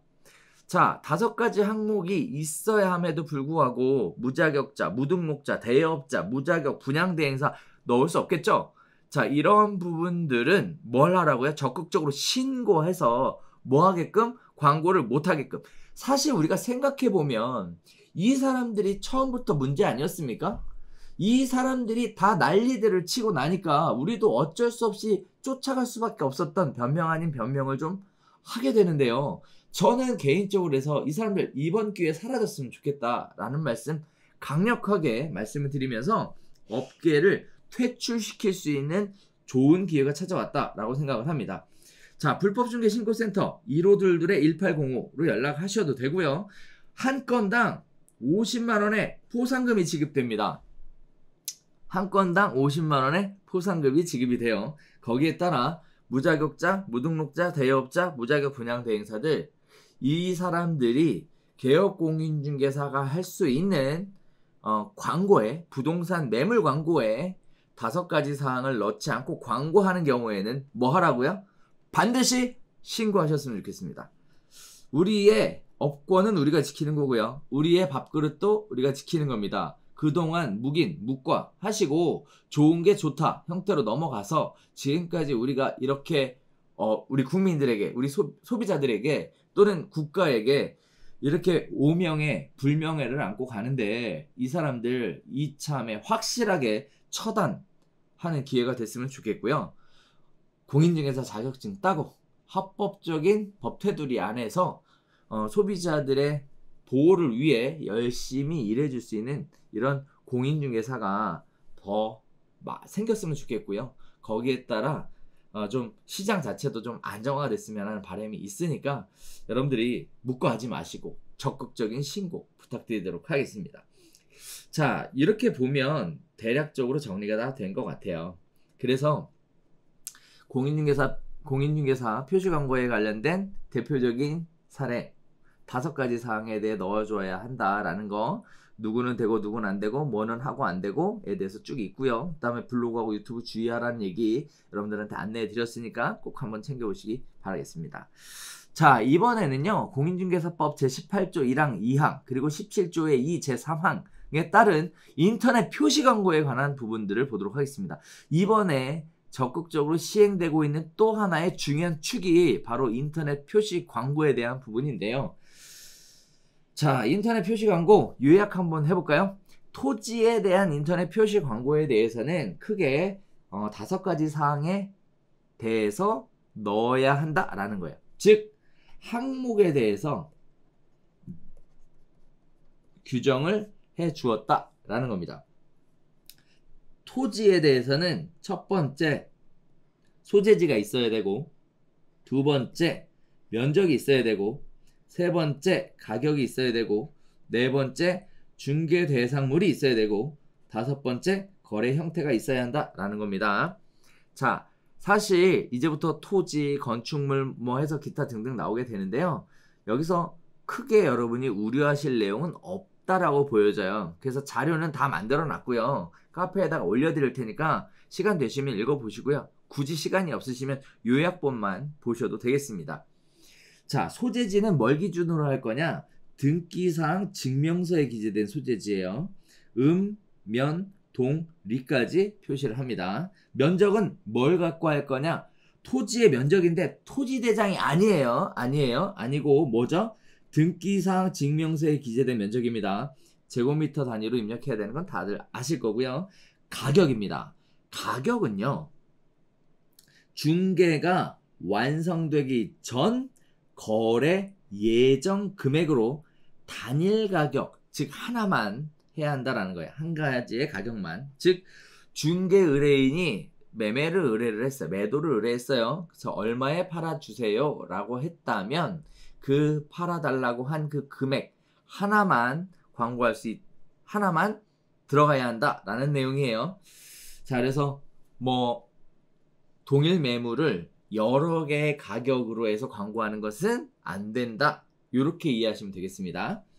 자, 중개 대상물의 종류는 공간정보의 구축 및 관리 등에 관한 법률에 따른 지목이에요. 지목. 그래서 전답, 과수원, 목적용지 이런 것들이 있고요.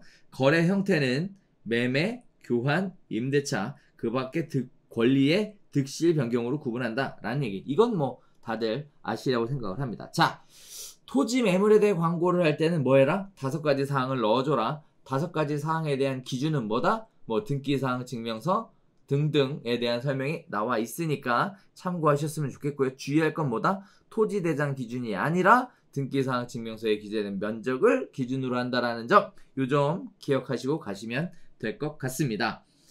자, 토지 중개하시는 분들은 요 내용 확인해 보시고 가시면 될 것 같아요. 자, 구체적인 내용들은 쭉 나와 있습니다. 그러나 설명을 드렸으니까 넘어가도록 할게요. 지목에 대한 것들도 지금 국토부에서 발표된 예문에는 이렇게 다양하게 나와 있어요. 자, 이번에는 건축물입니다. 지금 글씨가 좀 잘려서 안 보이고요. 좀 글씨가 작죠? 내용은 많으나 한 페이지 안에 다 표현하려다 보니까 어쩔 수 없이 이렇게 됐다는 점 양해 부탁드리겠고요.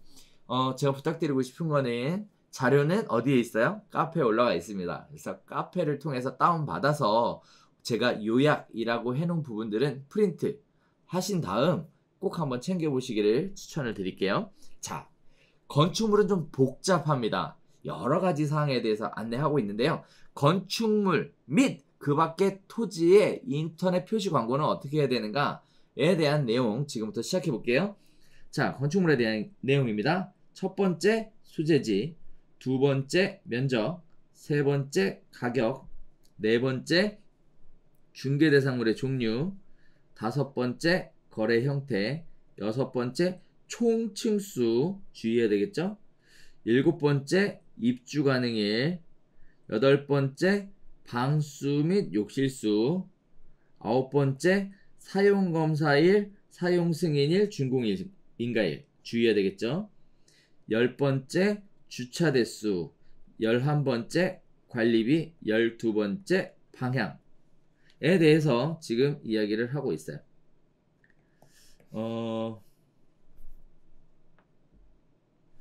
자, 그래서 12가지를 이야기를 하고 있습니다. 자, 일단 볼까요? 소재지는 뭘 기준으로 할 거냐? 등기사항 증명서에 기재된 소재지를 기준으로 한다라는 점 이해하셨으면 좋겠고요. 자, 단독주택의 경우에는요. 중개 의뢰인이 원하지 않는 경우 면, 동, 리까지만 표시하셔도 됩니다. 이게 포인트예요. 단독주택을 제외한 주택의 경우에는 중개 의뢰인이 원하지 않는 경우 층수는 저, 중, 고로 표시가 가능합니다. 하지만 근린생활시설의 경우에는 면, 동, 리까지 표시하고 층수를 표시해야 합니다. 자, 단독주택의 경우에는 면, 동, 리까지, 즉 뭐가 없어요? 집원이 없죠. 자, 단독주택의 경우에 단독주택이 아닌 경우, 즉 공동주택의 경우에는 뭐까지만 저, 증, 고까지만 표시해도 된다라는 겁니다. 요 점 기억하시면 될 것 같아요. 자, 면적은 전용면적, 공급면적을 나누어서 표시를 하고요. 전용면적, 공급면적 나누어서 표시를 하고요. 매매는 매매가격, 임대차는 보증금과 차임인데 중개가 완성되기 전 거래 예정 금액을 단일 가격으로 표시하도록 되어 있습니다. 이건 뭐 아까 설명드렸던 내용이죠. 중개 대상물의 종류에는 건축물과 토지의 정착물로 구분하여 표시하셔야 한다라는 내용이에요. 건축물과 토지의 정착물, 즉 뭐 창고 같은 경우가 있는 경우에는 토지의 정착물로서 별도로 표시해줘야 한다라는 얘기겠죠. 자, 다음에 거래 형태는 아실 거고요. 자, 다음에 층수입니다. 여기서 중요한 게 등기사항 증명서를 기준으로 총 층수가 나와야 한다라는 거예요. 등기사항 증명서를 기준으로 총 층수가 나와야 됩니다. 자, 그러면 주의할 거, 지금 보면 광고를 하려면 뭘 기준으로 광고하라? 등기사항 증명서에 나온 것을 기준으로 해라 라는 얘기예요. 토지도 등기사항 증명서, 건축물도 등기사항 증명서를 기준으로 하라 라는 겁니다. 그런데 여기서 주의해야 될 게 있어요. 그러면 등기사항 증명서만 있으면 되느냐 라고 생각할 수 있는데요. 사실은 그렇지 않습니다. 자, 여기 보면요, 이런 내용들이 나와요. 자, 일단 여기에 보면 사용검사일, 사용승인일, 행정기관이 승인한 날짜를 정확하게 표시해야 한다라는 얘기인데, 얘를 확인하려면 결국은 건축물 대장이 필요하다라는 점 안내해드리고요. 따라서 건축물을 광고하고 싶다라고 얘기하면 매물을 광고하기 전에 뭐죠? 등기사항 증명서 그리고 건축물 대장을 반드시 열람하여 광고해야 한다. 이렇게 생각하면 큰 문제가 없으리라고 생각합니다. 반면에 아파트 같은 경우에는 뭐 한 번만 해놓으면 다 적용이 되니까 그거는 큰 문제가 없을 것 같아요. 자, 입주 가능일, 얘도 마찬가지입니다. 실제 입주가 가능한 세부 날짜를 표시합니다. 즉시 입주 같은 문구로도 표시가 가능합니다. 우리가 흔히 얘기하죠. 뭐 즉시 입주, 뭐 하시, 공실 이런 것들도 가능하다라는 얘기. 자, 다음에 방수 욕실수는 건축물 현황도에 기재된 방수 및 욕실수입니다. 자, 그럼 뭐가 있어야 돼요? 건축물 현황도가 있어야 한다라는 건데, 제 개인적으로 볼 때 건축물 현황도까지 이거는 좀 아니지 않나 싶어요. 현재 가서 육안으로 확인할 수 있는 정도의 내용이면 충분하지 않을까라고 생각을 합니다. 그래서 그렇게 이해하시면 될 것 같아요. 뭐 이거 가지고 건축물 현황도를 띄기 위해서 뭐 구청에 가서 뭐 제가 생각할 때는 그것까지는 아닌 것 같습니다. 잘 몰라서 이런 내용이 들어간 것 같고요. 실제 현황의 방 3개면 네, 현재 있는 그 현황 상태로 광고하셔도 큰 문제가 없을 것으로 예상이 되니까 그렇게 이행하셔도 될 것 같습니다. 자, 주차 대수. 여기서 또 포인트가 나와요. 총 가능한 주차 대수에 대해서 반드시 표시해 줘야 됩니다. 총 가능한 주차 대수 그리고 세대당 가능한 주차 대수를 구분하여 표시해야 된다는 거 주의하셔야 될 부분이에요. 그동안 우리 주차 대수에 대해서는 크게 의미를 가지고 광고하진 않았거든요. 세대당 하나씩 되는 거 당연한 거 아니야? 라고 생각했으나 이런 부분들이 문제가 될 것 같으니까 이제 앞으로 제가 좀 이따가 대처 방안에 대해서 말씀드릴 때 다시 설명을 드리겠지만 꼼꼼하게 확인하셔야 되는 부분입니다. 관리비도 마찬가지입니다. 자, 보시면요. 관리비의 월 평균 액수에 대해서 광고하셔야 되는데요. 그 외에 비목이 포함된 경우에는 그 내용입니다. 예를 들어 다세대 주택의 경우에는 관리비 매월 4만원, 수도료 매월 1만원 같이 구체적인 사항들에 대해서 언급해줘야 한다는 거예요. 뭐 인터넷, TV, 무슨 뭐 수도요금, 공동 수도요금, 공동 전기요금, 뭐 엘리베이터 관리비, 무슨 장기 수전 충당금, 머리 아픕니다. 자, 이런 부분들에 대해 뭐 하라고요? 해줘야, 알려줘야 한다라는 거예요. 자, 이거 걱정하실 필요는 없는 게 뭐냐면 일단 인터넷에 광고를 하실 때 업체들이 항목들을 만들어 놓을 겁니다. 그래서 그 항목을 잘 채워 넣으면 된다. 이렇게 생각하시면 될 것 같아요. 그래서 항목을 채워 넣으려다 보니까 모르겠다라고 하시는 경우에는 네, 찾아서 채워 넣으시는 형태로 가시면 될 것 같습니다. 자, 방향입니다. 얘는 확인 설명서를 입력할 때도 매우 중요하게 적용되는 부분인데요. 주거용 건축물의 경우에는 거실이나 안방 등 주실의 방향을 기준으로, 그 밖의 건축물에는 주된 출입구의 방향을 기준으로 8가지 방향을 넣도록 되어 있습니다. 그래서 동향, 서향, 남향, 북향, 북동향, 남서향, 남서향, 북서향, 이렇게 8가지 사항이 있고요. 그 기준을 함께 표시하셔야 한다는 점 기억하셨으면 좋겠습니다. 즉 현관을 기준으로 또는 발코니, 창문을 기준으로 무슨 양이다 이렇게 해주셔야 된다는 점 확인 설명 작성하실 때도 알고 계시죠? 네, 기억하셔야 될 것 같아요. 자, 그러면 이제 정리 한번 해볼까요? 여기서 중요한 포인트가 뭐였습니까? 자, 일단 소재지에 관련돼서 지번을 적지 않아도 되는 케이스, 저, 중, 고로 표시해도 되는 케이스. 자, 다음에 등기사항 증명서를 가지고 기록한다라는 점. 자, 다음에 뭐 있을까요? 총 층수에 대한 부분. 이 부분들도 등기사항 증명서에 나와 있는 총 층수고요. 자, 다음에 사용검사일, 사용승인일, 준공인가일 이런 부분들에 대해서는 건축물 대장을 보고 입력해야 한다라는 점. 그 다음에 주차 대수에 대한 부분들이 나오죠. 중요한 부분 제가 표시해드리고 있네요. 주차 대수에 있는 부분이 나오죠. 주차 대수는 총 가능한 주차 대수가 표시되어야 한다라는 점 잊지 마시고요. 관리비도 구체적인 사항이 들어가야 한다라는 점, 방향에 대해서도 들어가야 된다는 점, 90도 이상 차이가 나게 되는 경우에는 허위 매물로 간주한다라는 점, 이렇게 기억하시면 될 것 같습니다. 자, 구체적인 사항들이 쭉 나오는데 요약해서 설명을 다 드렸으니까 따로 보지 않으셔도 될 것 같습니다. 자, 이번에는 임목 공장 광업재단에 대해서 한번 살펴볼게요. 자, 뭐 많은 중개사분들이 이 유형의 중개를 하지 않기 때문에 간단하게만 보도록 하겠습니다. 자, 임목 공장 광업재단에 대해서도 인터넷 표시 광고를 할 때 반드시 들어가야 되는 항목을 정의하고 있다라는 건데요. 임목에는 하나, 둘, 셋, 넷, 5가지 사항, 공장에도 하나, 둘, 3가지 사항, 광업재단에도 하나, 둘, 3가지 사항에 대해서 표시를 해야 한다라는 겁니다. 제가 개인적으로 이런 부분들에 대해 이렇게 말씀드리고 싶어요. 사실 그동안 공장재단이나 광업재단 같은 경우, 임목 같은 경우도 마찬가지인데 무자격자들이 광고하는 경우들이 종종 있어 왔습니다.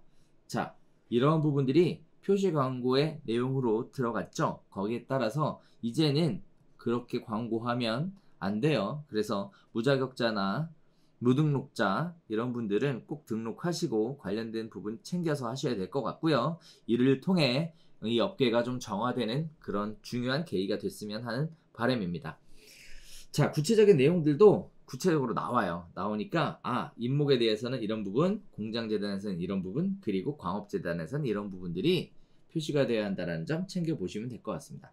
자, 그럼 이제 공인중개사 부분에 있어서의 대처 방안에 대해서 보셔야 되겠죠. 자, 그럼 이제 이렇게 복잡하게 광고를 해야 되는데 어떻게 해야 되느냐라는 거예요. 자, 일단 첫 번째는요. 매물을 접수를 할 때 꼼꼼하게 접수를 받아야 한다라는 얘기입니다. 그거를 돌아가시고 나서 광고를 하려다 보니까 내용이 없어? 근데 사실 매물을 의뢰하자마자 오늘 광고한 것도 아니고 내일 광고를 해? 그러면 중개의뢰인이 실망을 많이 하겠죠. 내 접수한 매물에 대해서 신경을 안 써주겠구나 이렇게 생각을 할 수도 있어요. 거기에 따라서 사실은 정말 바빠서 못했는데 제일 좋은 거는 매물을 접수를 할 당시에 꼼꼼하게 내용을 확인을 해서 접수하시면 될 것 같고요. 이러한 부분들은 개인적으로 접수장을 만들어서 활용을 해보시면 좋을 것 같습니다. 자, 그런데 네오비 강의를 들으셨던 분들은 이미 접수장을 배포를 해드렸죠. 거기에 대부분의 규정의 내용이 다 들어가 있어요.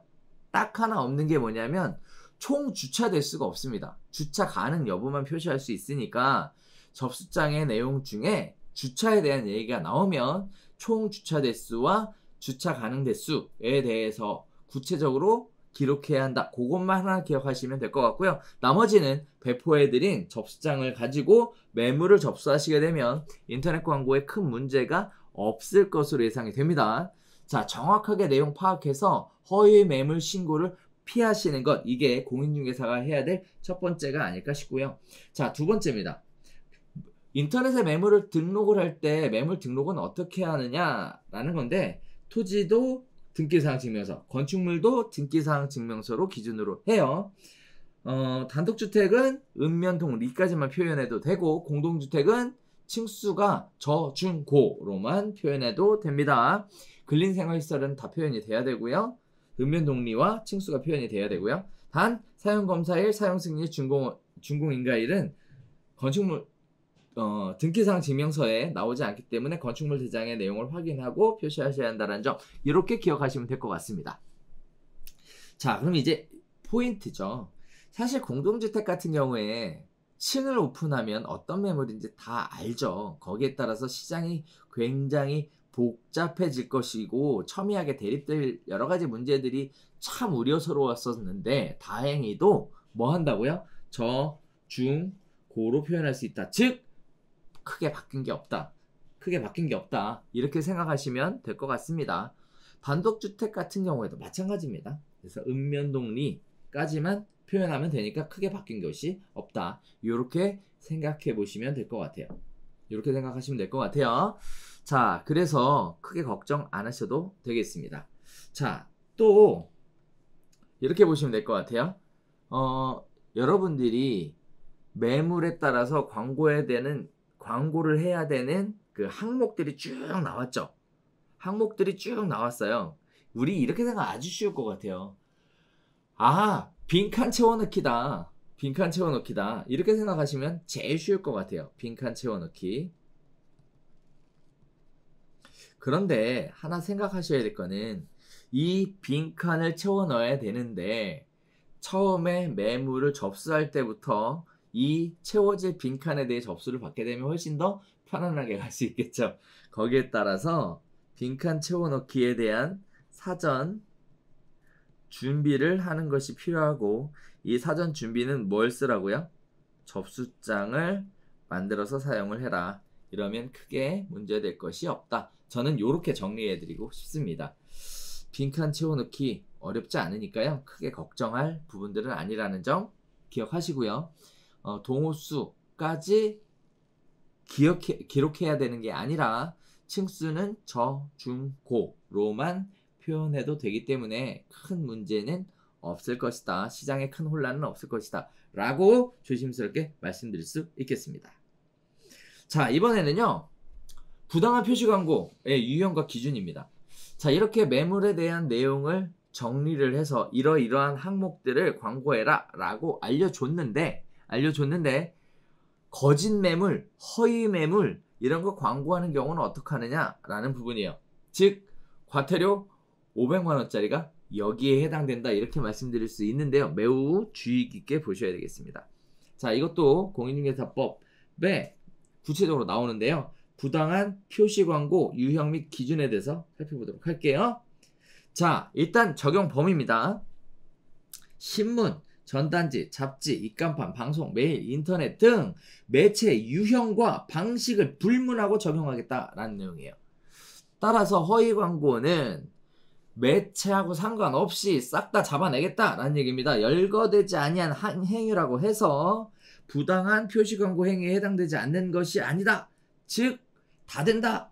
특정 행위가 이 고시에서 제외된 허위 과장의 정보 제공 행위 등에 해당될 수 있는 사례와 유사하더라도 최종적인 법위반 여부는 개별 사안의 구체적인 사실관계에 따라 입증, 위법성 심사를 통해 결정된다라는 거예요. 그러니까 본인이 자의적으로 판단을 할 수 없다라는 겁니다.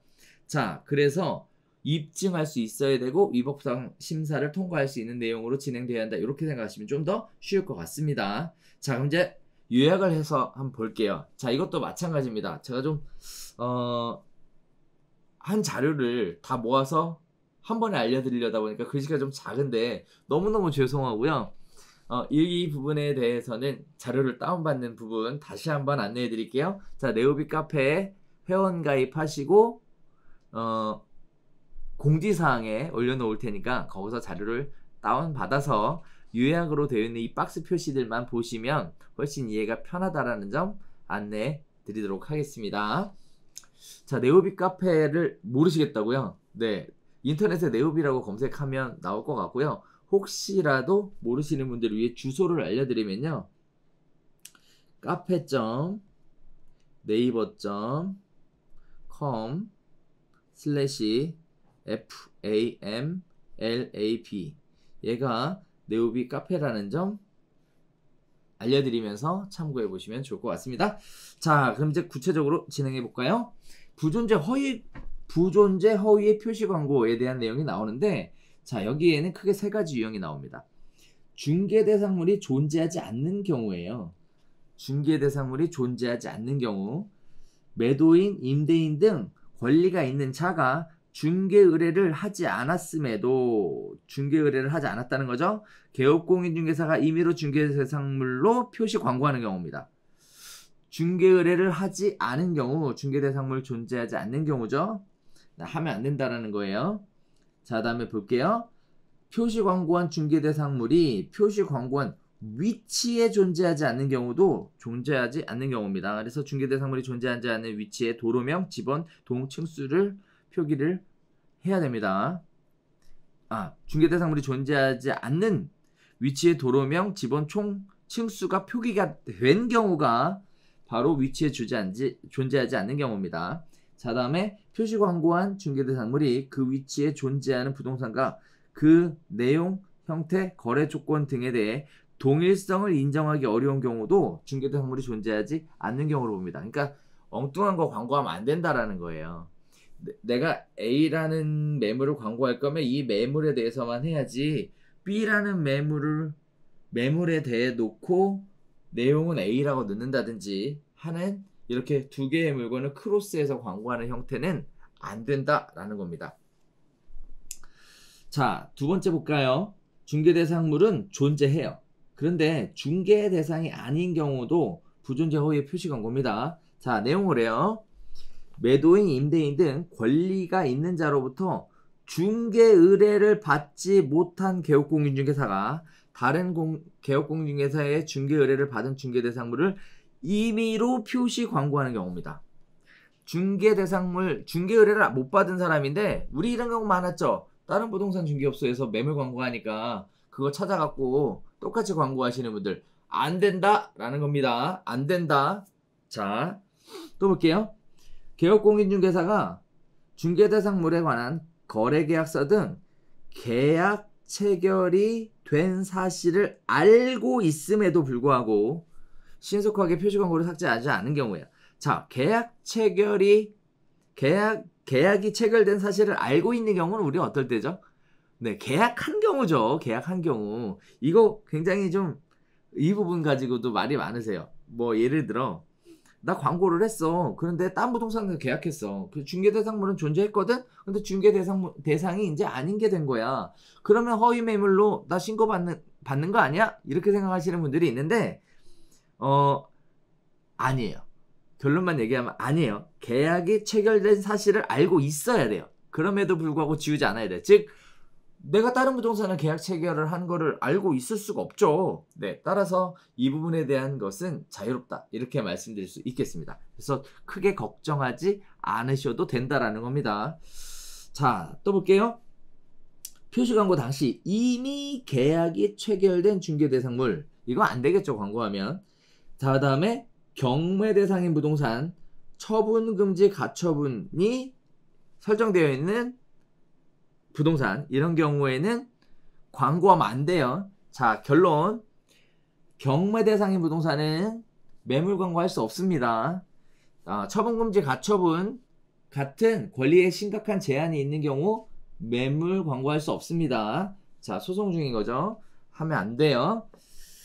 자, 또 볼게요. 중개 대상물은 존재하지만 중개할 의사가 없다. 자, 해당 중개대상물과 관련된 문제점을 일부러 지적하는 등 중개대상물에 대한 중개 요청에 응하지 않고 고객에게 다른 중개대상물을 계속 권유하는 경우, 이런 경우 안 된다는 겁니다. 자, 이거 주의하셔야 돼요. 그죠? 이거 주의하셔야 돼요. 그래서 A라는 매물을 광고해 놓고 그 매물이 거래가 됐다라는 둥, 또는 매물을 해놓고 사실 더 좋은 집이 있으니까 그걸 보러 가자고 했는데 고객은 나 매물 광고한 거 보고 싶다라고 하는 경우, 이런 두 가지 케이스 아주 조심해야 되는, 여기에 해당되는 내용입니다. 중개대상물은 하지만 중개의 의사가 없는 경우, 즉 매물 광고를 보고 왔으면 그 매물을 보여줘라 라는 부분이에요. 이거 주의하셔야 돼요. 손님들한테 사실은 거래가 됐다라는 둥, 이런 식으로 둘러대시는 거 이제 더 이상은 해서는 안 된다라는 점, 여기서 주의 깊게 살펴보셔야 되겠습니다. 자, 이번에는 거짓 과장 광고입니다. 중개대상물의 가격 등 내용이 거짓인 경우에요. 그래서 가격을 의뢰한 가격과 다르게 표시하거나 면적을 공부상 면적과 다르게 표시하거나 해당 중개대상물의 평면도나 사진이 다른 것을 이용하거나 토지의 용도를 공부상 지목과 다르게 표시하거나, 자, 이런 경우들 전부 다 거짓 과장 광고입니다. 가격이 달라도 안 되고 면적이 달라도 안 되고 평면도나 사진이 달라도 안 되고 공부상 지목과 다르게 표시하셔도 안 된다라는 점 꼭 기억하세요. 있는 그대로 하면 문제 없죠. 중개대상물의 내용을 과장하는 경우도 안 됩니다. 자, 표시광고 시 제시한 옵션의 성능이 현저하게 차이나는 경우, 이거는 좀 퀘스천이, 그죠? 도대체 현저하게 차이나는 기준이 뭘까요? 어쨌든 뭐 상식적으로 이해가 되고 심사를 통과할 정도면 되리라고 봅니다. 자, 다음에 또 볼게요. 관리비 표시금액이 실제 금액과 현저하게 차이가 나는 경우, 이것도 마찬가지입니다. 자, 옵션과 관리비. 자, 다음에 방향이 표시광고에 제시한 방향과 90도 이상 차이가 나는 경우, 주요 교통시설과 거리를 실제 도보 거리나 도보 시간이 아니라 직선 거리로 표시 광고하는 경우, 즉 걸어서 10분 거리인데 5분 거리, 이렇게 하시면 안 된다라는 점, 이 부분이 거짓 과장 광고의 표시입니다. 자, 여기 보면 옵션, 관리비, 방향, 그 다음에 거리에 대한 내용이 나오죠. 옵션, 관리비, 방향, 그리고 거리. 자, 이 부분도 참고하시면 되겠습니다. 자, 다음에 또 이런 얘기가 나와요. 기만에 대한 얘기가 나오는데요. 소비자가 중요한 영향을 미칠 수 있는 사실이 은폐, 누락, 축소되는 경우입니다.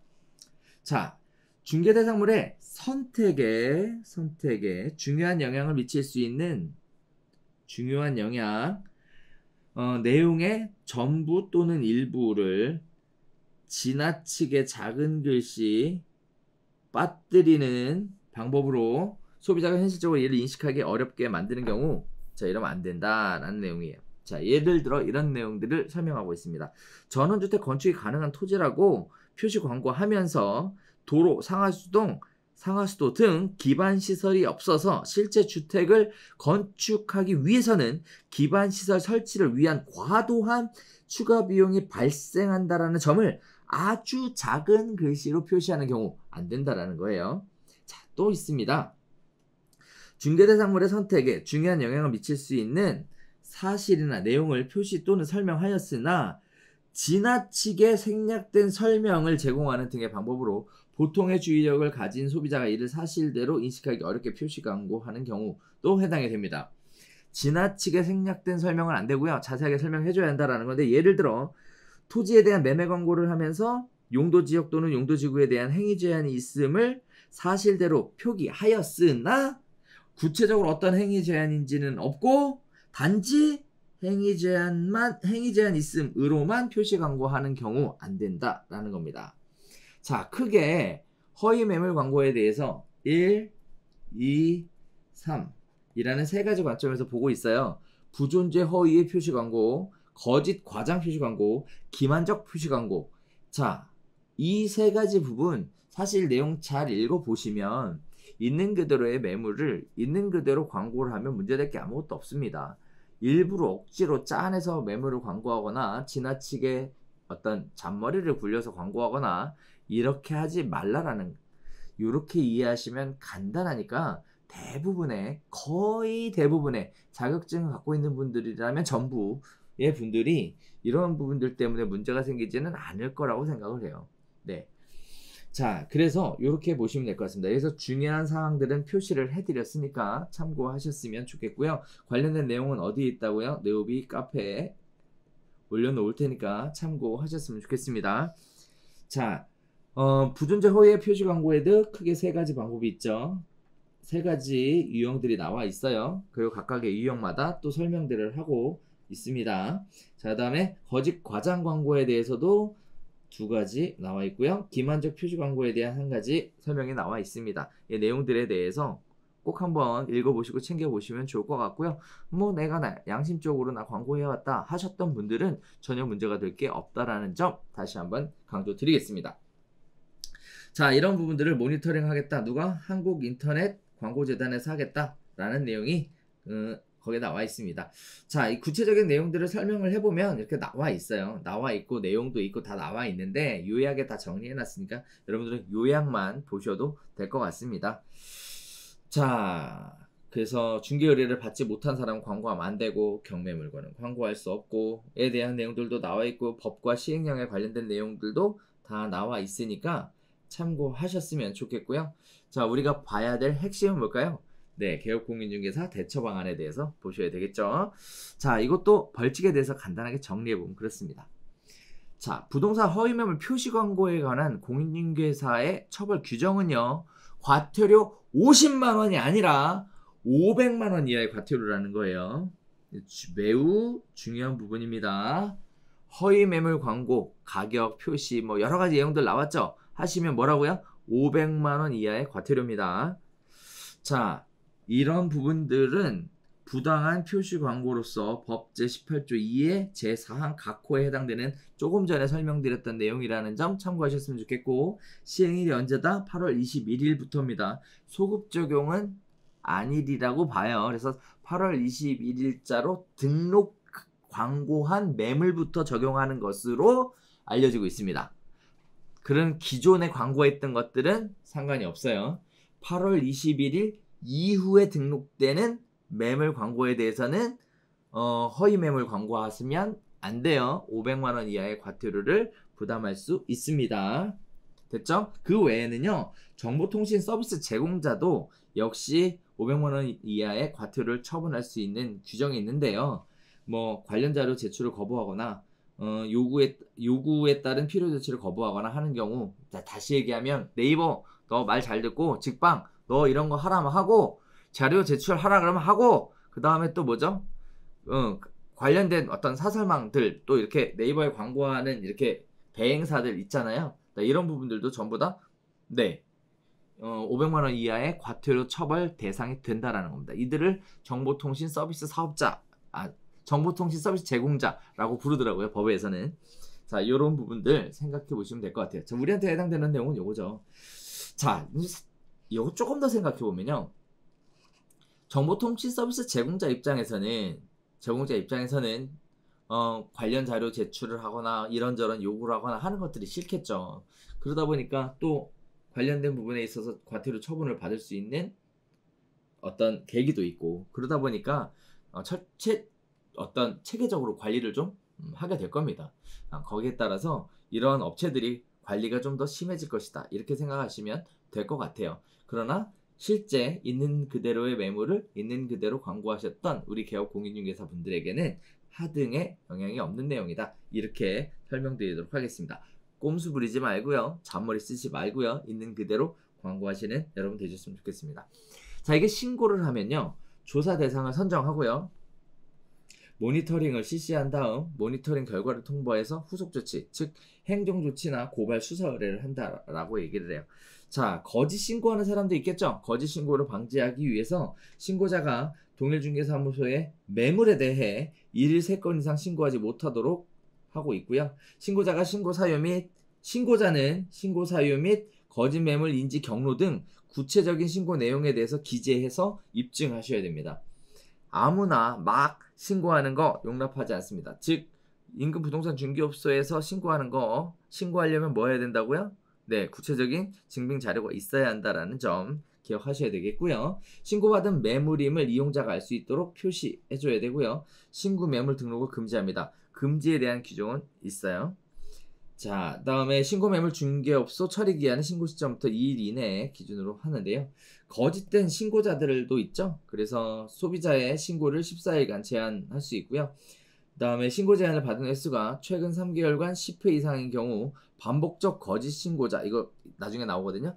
반복적 거짓 신고자 3개월간 10회예요. 굉장히 허위 매물 광고 많이 하는 사람이죠.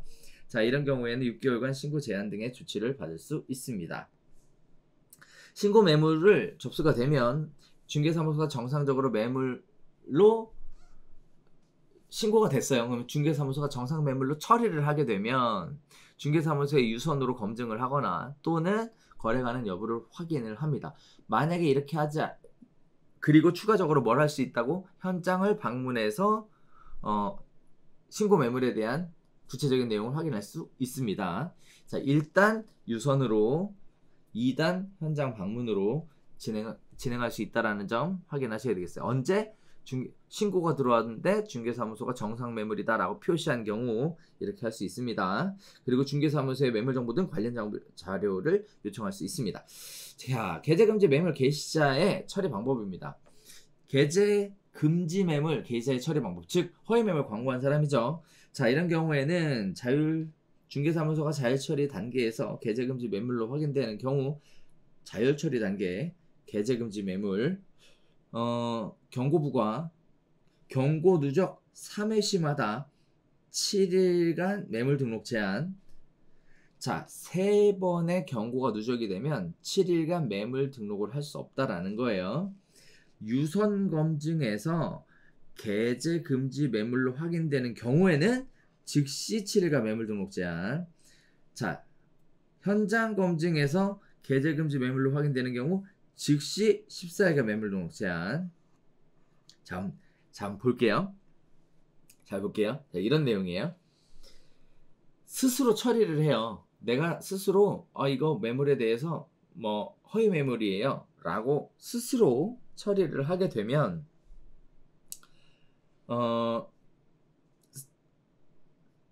스스로 검증을 해서 처리를 하게 되면 그냥 스스로, 쉽게 얘기하면 스스로 인정해서 내리는 거. 다시 얘기할게요. 이 매물 허위 매물로 접수가 됐어요 라고 했어. 그랬더니 이제 중개업소가 확인해보니까 허위 매물 맞네요 라고 하면 뭐 한다고요? 네, 그게 뭐죠? 광고를 내리는 거예요.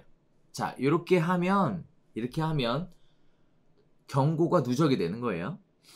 3회 누적이 되면 7일간 매물 등록을 제한할 수 있는데 그 기간은 1년이에요. 1년. 자, 그런데 너 이거 허위 매물 접수가 됐어 라고 얘기했더니 중개업소에서 아니야, 나 이거 정상 매물이야 라고 했어요. 그랬더니 이제 업체에서 유선으로 전화를 했습니다. 유선으로 전화를 해서 확인을 했더니 허위 매물이야. 그러면 7일간 매물 등록 제한이에요. 유선으로 검수를 했어. 그런데 이게 긴가민가해. 그런데 신고한 사람이 뭐라고요? 또 허위 매물이래. 또 허위 매물 신고가 들어왔어. 그래서 이번에는 현장 검증을 했어? 그랬더니 허위 매물이야. 그런 경우에는 14일 매물 등록 제한이에요. 됐죠? 이제 이해가 좀 되시나요? 자, 이렇게 허위 매물에 대해 신고가 들어오면 기본적으로 중개업소가 자율 처리할 수 있고요. 자율 처리할 수 있고요. 그 다음에 업체에서 유선 검증, 업체에서 현장 검증 할 수 있어요. 거기에 따라 매물 등록 제한이라는 걸 할 수 있고요. 자, 매물 등록 제한 조치는 월 누적 3회 이상 받은 중개업소의 명단을 공정거래위원회 등에 공유할 수 있습니다. 자, 그러면 자 볼게요. 허위 매물은 몇 개 이상 하면 안 돼요? 몇 개 이상 신고되면 안 돼요? 네, 월 3개 이상 신고가 되면 안 된다는 게 기준이에요. 자, 여기서 여러분이 이해하셔야 될 거, 월 누적 3회가 누적이 돼서는 안 된다는 겁니다. 월. 자, 그러니까 실수로 허위 매물 등록하는 경우에는 넘어가 주겠지만 고의로 임의로 허위 매물을 다수 등록하는 경우에는 그냥 넘어갈 수 없다라는 거고, 공정거래위원회에 통보가 되면 뭐가 된다고요? 과태료 500만 원의 처리 기준에 부합할 수도 있다라는 거예요.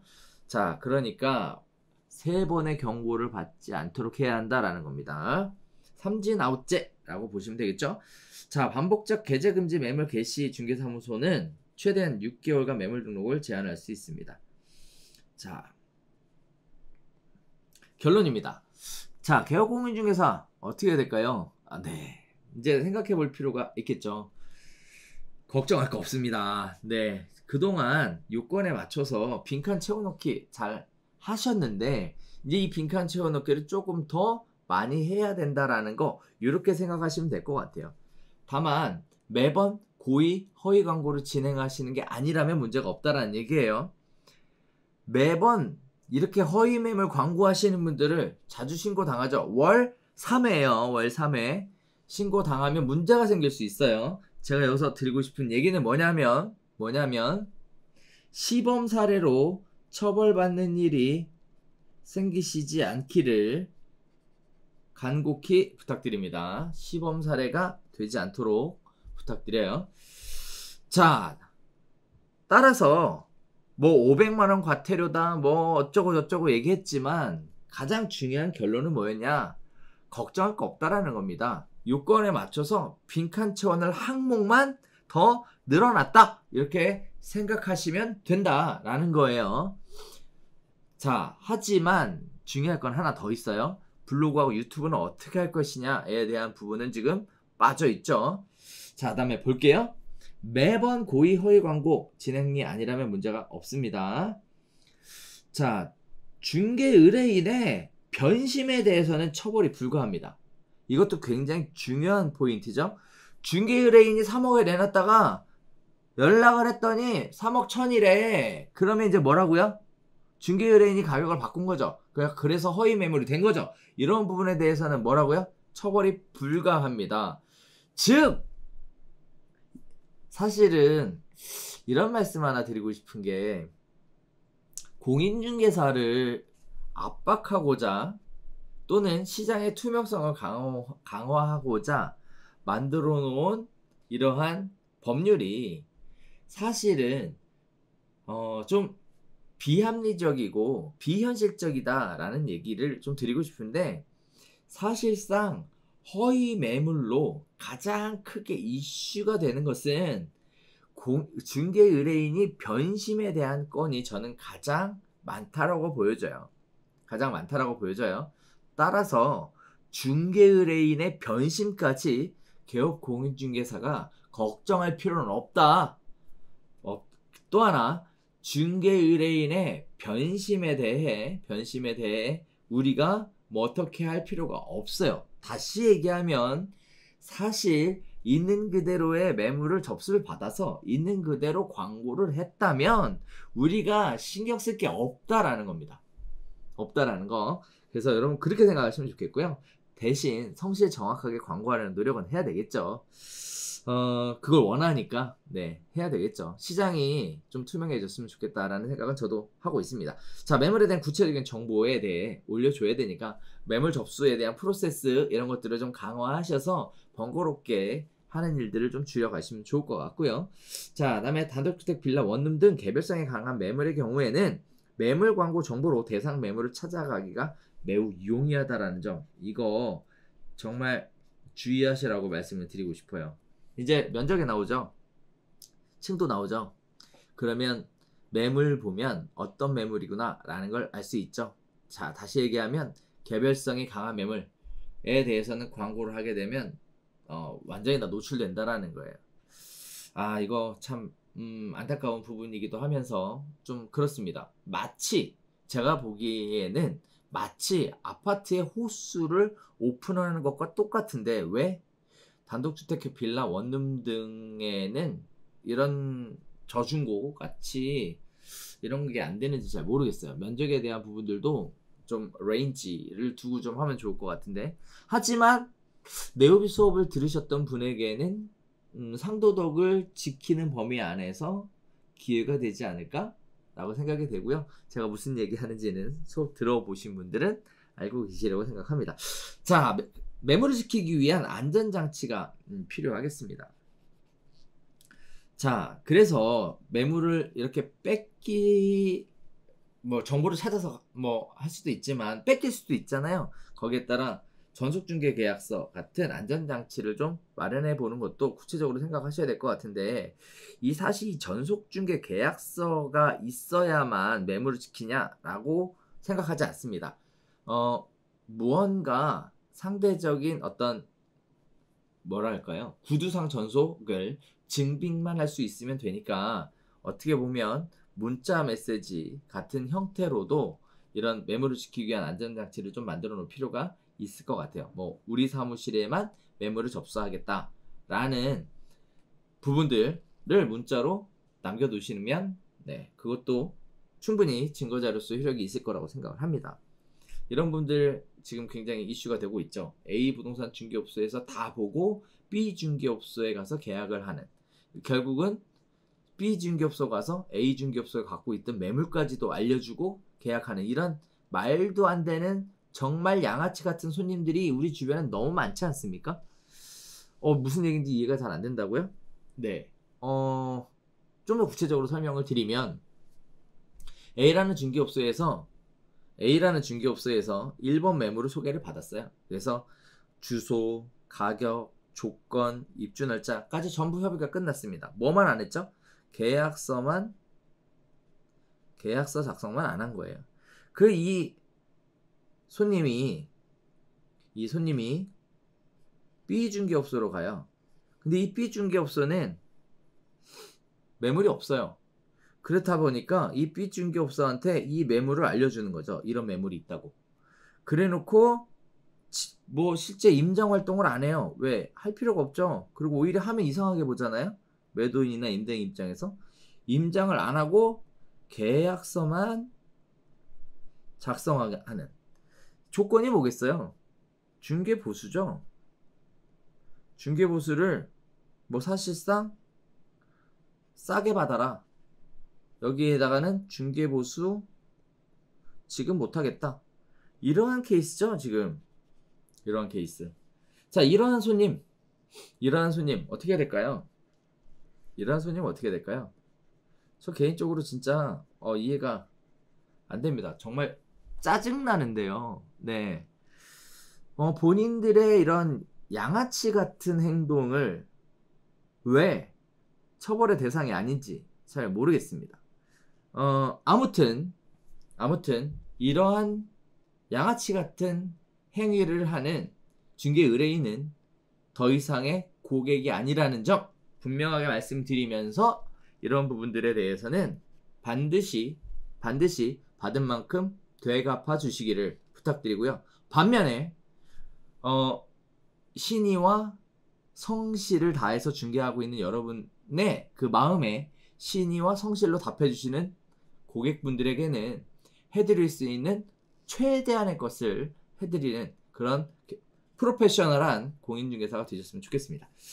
자, 다시 볼게요. 자, 매물을 지키기 위해 안전장치가 필요할 것 같아요. 그래서 이렇게 개별성이 강한 매물 같은 경우에는 면적이 있는 그대로 노출이 되면 마치 아파트에 호수가 노출이 되는 것과 매우 유사한 결과를 가지게 되니 거기에 따라서 내 매물이 뺏기지 않게끔 안전장치를 해놓을 필요가 있겠고요. 거기에 따라 네이버, 직방, 다방 같은 형태의 딱딱딱딱 포맷에 맞춰서 입력하는 것은 훨씬 더 매물을 뺏기기에 용이한 구조를 갖고 있으므로 블로그나 유튜브 같은 형태의 것들을 이용하셔서 광고하시는 걸 적극 추천을 드립니다. 이게 훨씬 더 좋은 방법이 될 수 있습니다. 제가 분명히 오늘 이런 말씀을 드렸어요. 개별성이 강한 매물은 정보가 있는 그대로 다 노출이 되기 때문에 아파트의 호수가 노출된 것과 동일한 효과를 가져올 수 있다. 따라서 이러한 부분들이 네이버나 직다방은 광고를 들어가면 내용이 정말 일목요연하게 정리돼서 나와 있으므로 오히려 매물을 훔쳐가려고 하는 자들에게는 먹잇감이 될 수 있다는 거죠. 따라서 블로그나 유튜브 같은 경우에는 일목요연하게 나와 있지 않아도 돼요. 군데군데 나와 있으면 되죠. 거기에 따라 그렇게 흩어서 내용만 표시하시는 것으로 챙겨보시면 될 것 같고요. 그렇게 블로그나 유튜브를 운영하시면 된다라고 이렇게 말씀드릴게요. 제일 좋은 건 블로그나 유튜브에 매물 광고를 안 하는 게 제일 좋습니다만 그럼에도 불구하고 그렇게 계속 얘기하시는 분들이 계셔서 이렇게 말씀드리고요. 사실 우리 네오비 수업할 때는 말씀드리죠. 블로그나 유튜브에는 매물 광고하는 대상이 아니다 라고 말씀을 꾸준하게 드리고 있습니다. 그래서 그런 부분도 활용하셨으면 좋겠고, 그리고 또 사실 저희가 이제 좀 있으면 셀러브레이트 하나 할 게 있는데 우리 회원들 대상으로 해서 공동 마케팅 채널로 유튜브 채널 하나 키우고 있는 게 있죠. 네, 오늘 내일 중으로 아마 구독자 1000명을 돌파하지 않을까 라고 생각이 됩니다. 그 유튜브 채널로 굉장히 많은 계약들도 많이 나오고 그거 보시고 나서 고맙다는 댓글들도 많이 달리고 그래서 운영하는 제 입장에서는 굉장히 뿌듯한데요. 아무튼 좋은 기회가 많은 분들에게 돌아갔으면 좋겠습니다. 자, 거기에 따라 제가 요점 말씀드렸어요. 일목요연하게 나와 있지 않게끔 블로그와 유튜브를 운영하면 된다라고 말씀을 드렸고요. 제일 좋은 건 뭐다? 매물 광고를 하지 않는 게 좋다. 블로그나 유튜브에 하지 않는 게 좋다라고 말씀드렸으니까 그거 참고하셨으면 좋겠습니다. 자, 다음에 또 하나 생각하셔야 될 게 있습니다. 매물 광고를 도대체 어디다 한 거야? 라는 부분을 헷갈릴 수도 있어요. 보세요. 내가 매물 광고를 쉽게 예를 들어 볼게요. 네이버에다 했습니다. A라는 매물을 네이버에도 했어요. 그리고 직방에도 했어요. 그런데 내가 네이버에서 한 매물 광고는 내가 이 A라는 매물을 거래를 했어요. 그래서 거래해서 죽었습니다, 매물이. 그런데 네이버에만 들어가서 삭제를 해요. 또는 거래 완료를 했습니다. 직방은요? 이게 허위 매물 되는 거거든요. 주의하셔야 될 게 이런 거예요. 얘가 허위 매물 되는 겁니다. 자, 이런 부분들에 대해 주의하셔야 된다라는 점 말씀을 드릴게요. 따라서 뭐가 필요하죠? 매물을 광고하는 경우에는 광고 진행 매체에 대해서 기록해 두어야 한다라는 부분이에요. 이거 제가 분명히 주의하셔야 될 얘기 드렸어요. 동일 매물을 다양한 곳에 광고하는 경우 한 거래가 된 경우 다 지워줘야 한다. 한 군데만 지우고 한 군데만 안 지우면 허위 매물이 된다. 그래서 부존재죠. 자, 거래할 수 없는 경우죠. 자, 이런 부분들 때문에 문제가 되면 과태료 500만 원이다. 따라서 광고 진행 매체를 기록해 놓아야 한다. 매물별로 기록해 놔야 한다. 자, 우리 수업 시간에 DB 관련된 수업을 진행을 했죠. 여기에 보면 인덱스라고 되어 있는 부분이 사실 그래서 이런 것들 기록하라고 되어 있는 것이라는 점 참고하셨으면 좋겠습니다. 자, 이렇게 설명을 쭉 드렸으니 이제 여러분들은 실수 안 하셨으면 좋겠고요. 이거와 같이 맞물려서 본인 거래 시에는 광고 대상을 즉시 삭제 또는 상태를 변경해야 된다. 거래 완료를 변경하라는 얘기죠. 자, 광고한 매물의 거래 상태를 매번 중개 의뢰인에게 연락해서 매번 확인하고 수정해야 될 의무는 없습니다. 우리가 알 수 있었어야 했거든요. 따라서 이것 때문에 가장 불만이 많으셨죠. 매물 광고 했는데 내 이 허위 매물 될까봐 매일 전화해서 거래됐느냐를 물어봐야 되느냐? 라고 하시는 분들이 계셨죠. 안 하셔도 된다 라고 정확하게 말씀드릴게요. 안 하셔도 됩니다. 알 수 있어야 되는데 알 수가 없었기 때문에 안 하셔도 됩니다. 오히려 고객 입장에서 우리한테 해주셔야 될 부분이에요. 거래가 완료됐으니 매물을 내려야 한다. 그럼에도 불구하고 안 내리면 문제가 되는 거예요. 됐죠? 자, 요런 거 디테일한 것들이 지금 들어가 있으니까 잘 챙기셔야 됩니다. 자, 그다음에 또 하나 본인의 매물을 타 부동산에서 광고하는지 살펴보시고 이렇게 양아치 짓 하는 부동산 뭐 해야 될까요? 신고하셔야 됩니다. 신고하셔야 돼요. 자, 증거 잡아서 신고 넣으세요. 과태료 500만 원입니다. 이 시장을 교란하는 이런 나만 살겠다고 하는 이런 양아치 부동산 없어지고 퇴출시키는 게 반대하시는 분은 이 영상을 보시는 분들 중에 아무도 안 계시라고 생각합니다. 적극 신고하시면 될 것 같아요. 그 얘기가 또 나오네요. 자, 볼게요. 이제 보세요. 블로그, 유튜브에 관련된 부분입니다. 블로그하고 유튜브도 허위 매물 광고 대상이에요. 그럼 잘 볼게요. 블로그하고 유튜브도 허위 매물 광고 대상이에요. 따라서 블로그하고 유튜브에 매물 광고를 하려고 하면 좋은 매물이 있어야 사세요라고 하려고 한다면 기본적으로 뭐죠? 5가지 사항에 대해서 언급이 되어야 하고요. 두 번째 뭐죠? 토지, 건축물, 그 다음에 임목 공업, 재단에 대한 다시 볼게요. 어딨냐?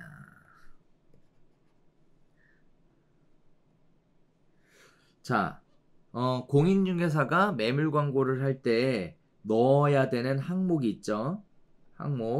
항목은 토지, 건축물, 재단 같은 경우가 있었죠. 자, 이러한 항목들에 규정되어 있는 내용들이 있어요. 자, 이러한 규정들에 대한 내용들을 입력을 해 주셔야 되고요. 그 다음에 세 번째,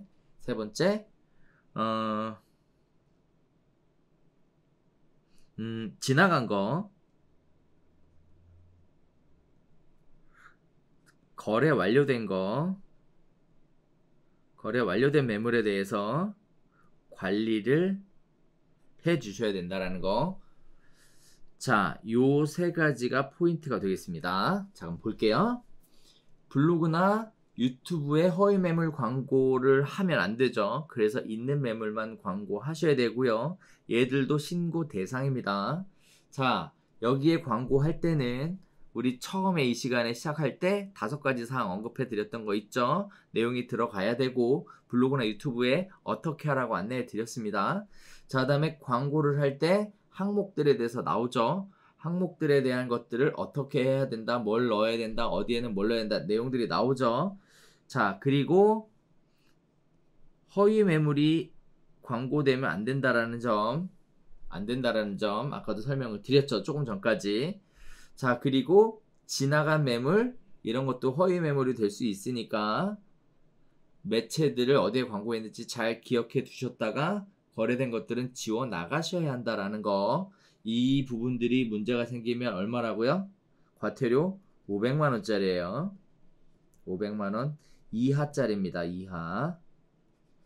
시범 케이스 걸리시면 큰일 나는 수가 있어요. 그러니까 참고하시면 좋을 것 같습니다. 구체적으로 그러면 블로그에 광고를 했어요.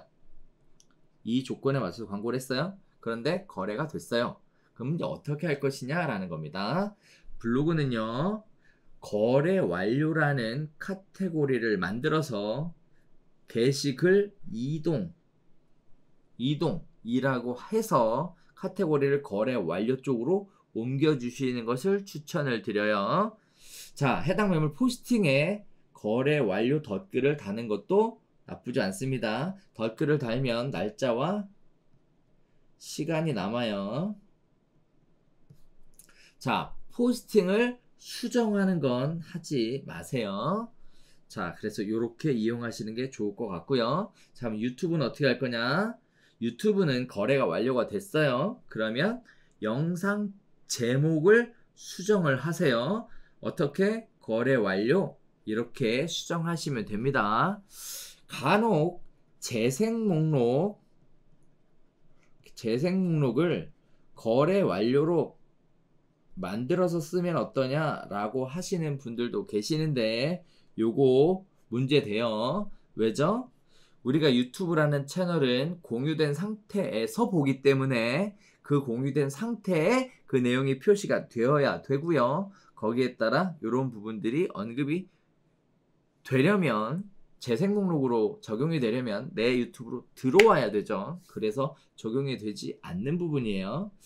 썸네일을 바꿔주면 어떠냐라는 얘기도 하시는데 썸네일을 바꾸는 것도 나쁘진 않습니다만 만약에 거래 완료라고 떠있는 영상을 보면 아마도 시청자 수가 이미 거래가 된 거기 때문에 현저하게 줄어들지 않을까 예상이 되고요. 자, 영상의 덧글에 거래 완료 남기시는 것도 나쁘지 않은 방식입니다. 자, 그러면 이렇게 정리할게요. 블로그는 거래 완료라는 카테고리 게시글 이동하시고 유튜브는 영상 제목을 수정해서 거래 완료라고 입력해라 라고 말씀드렸습니다. 자, 마지막으로 하나 더 말씀드릴게요. 블로그나 유튜브도 공인중개사 인터넷 표시광고에 관련 부분을 적용을 받는다라는 사실, 거기에 따라 허위매물 광고업체 과감하게 신고하십시오. 그동안 무자격자, 대여업자, 무등록업자 때문에 피해봤던 거 굉장히 많으시죠? 자, 이런 부분들이 드디어 언제? 8월 21일부터 공인중개사에게 신고할 수 이제 권리가 생긴 겁니다. 권리가 생긴 겁니다. 의무는 뭐죠? 허위 매물을 광고하면 안 되는 의무가 생긴 거죠. 그래서 있는 그대로 성실 정확하게 매물 광고를 할 것. 자, 반면에 권리는 뭐죠? 무자격자, 대여업자 퇴출시킬 수 있는 신고의 권리를 우리가 가지고 갔다. 이렇게 생각하시면 형평성에 좀 맞는 내용이지 않을까라고 생각이 듭니다. 자, 이 부분도 조금 더 강화가 되면 무자격 분양대행사 요 부분은 찾아내야 될 것 같아요. 무자격 분양대행사 이분들 허위매물 광고 엄청나게 해대는데 이분들의 허위매물 광고 분명히 신고를 통해 법 개정을 해야 되고요. 거기에 따라 분양도 공인중개사를 통해야만 분양할 수 있는 시대로 이끌어 갔으면 하는 바람도 있습니다. 여기까지 가기 위해서는 일단 허위매물에 대한 과감한 신고가 필수라고 말씀드릴 수 있고요. 신고한 업체에 대해서 노출 안 되니까요. 이런 부분들 걱정하지 말고 신고하셨으면 좋겠습니다. 특히 블로그나 유튜브 같은 매체를 적극적으로 신고하시면 좋을 것 같습니다. 그 외에도 표시된 사항, 항목, 지나간 광고의 관리 안 되고 있는 이러한 중개사들도 적극적으로 신고하셨으면 좋겠고요. 특히 중개보조원 전화번호 광고하시는 분들 신고하십시오. 신고하시면 업계는 투명해지고 국민들로부터 사랑받는 개업 공인중개사가 될 수 있을 것이다 라고 생각을 합니다. 자, 지금까지 여러분들이랑 이번에 8월 21일자 적용되는 내용, 그 다음에 지난번에 적용됐었던 내용까지 다 포함해서 유의해야 되는 사항, 그리고 개업공인중개사 대처 방안 내에서 쭉 말씀을 나눠봤는데요. 제가 개인적으로 생각하는 부분들에 대해 정리를 쭉 드렸는데 이제 여러분의 생각도 궁금합니다. 영상 보시면서 저랑 지금까지 계속 채팅을 하지 않았을까? 라고 생각이 되고요. 또 한편으로는 아직 궁금한 것들이 남아 있을 거다라고 생각을 하는데, 자, 이런 부분들이 남아 있다면 채팅창에서 질문을 한번 해봐 주시면 좋을 것 같아요. 근무 시간에 생방송을 진행하는 것 자체는 좀 문제가 있다라고 판단을 해서 이렇게 진행을 하는 거니까 궁금한 내용들은 댓글 통해서 충분히 질문해 주시면 좋을 것 같고요. 저도 답변을 드리기 위해서 조금 더 꼼꼼하게 고민도 해보고 준비도 해보고 챙겨보도록 하겠습니다. 제가 사실 지금 생각하고 있는 것 중에 하나는 지금 임대차 3법 때문에 굉장히 시장이 시끌시끌하죠. 공인중개사 관점에서 임대차 3법의 대처 방안에 대해 한번 만들어 보고자 하는데, 만약에 여러분들이 이런 부분들이 좋았다라고 생각하시면 댓글 남겨주십시오. 그럼 제가 어떻게 해서든 시간을 한번 내서 임대차 3법에 대한 개업 공인중개사의 대처 방안에 대해 한번 만들어 보도록 하겠습니다.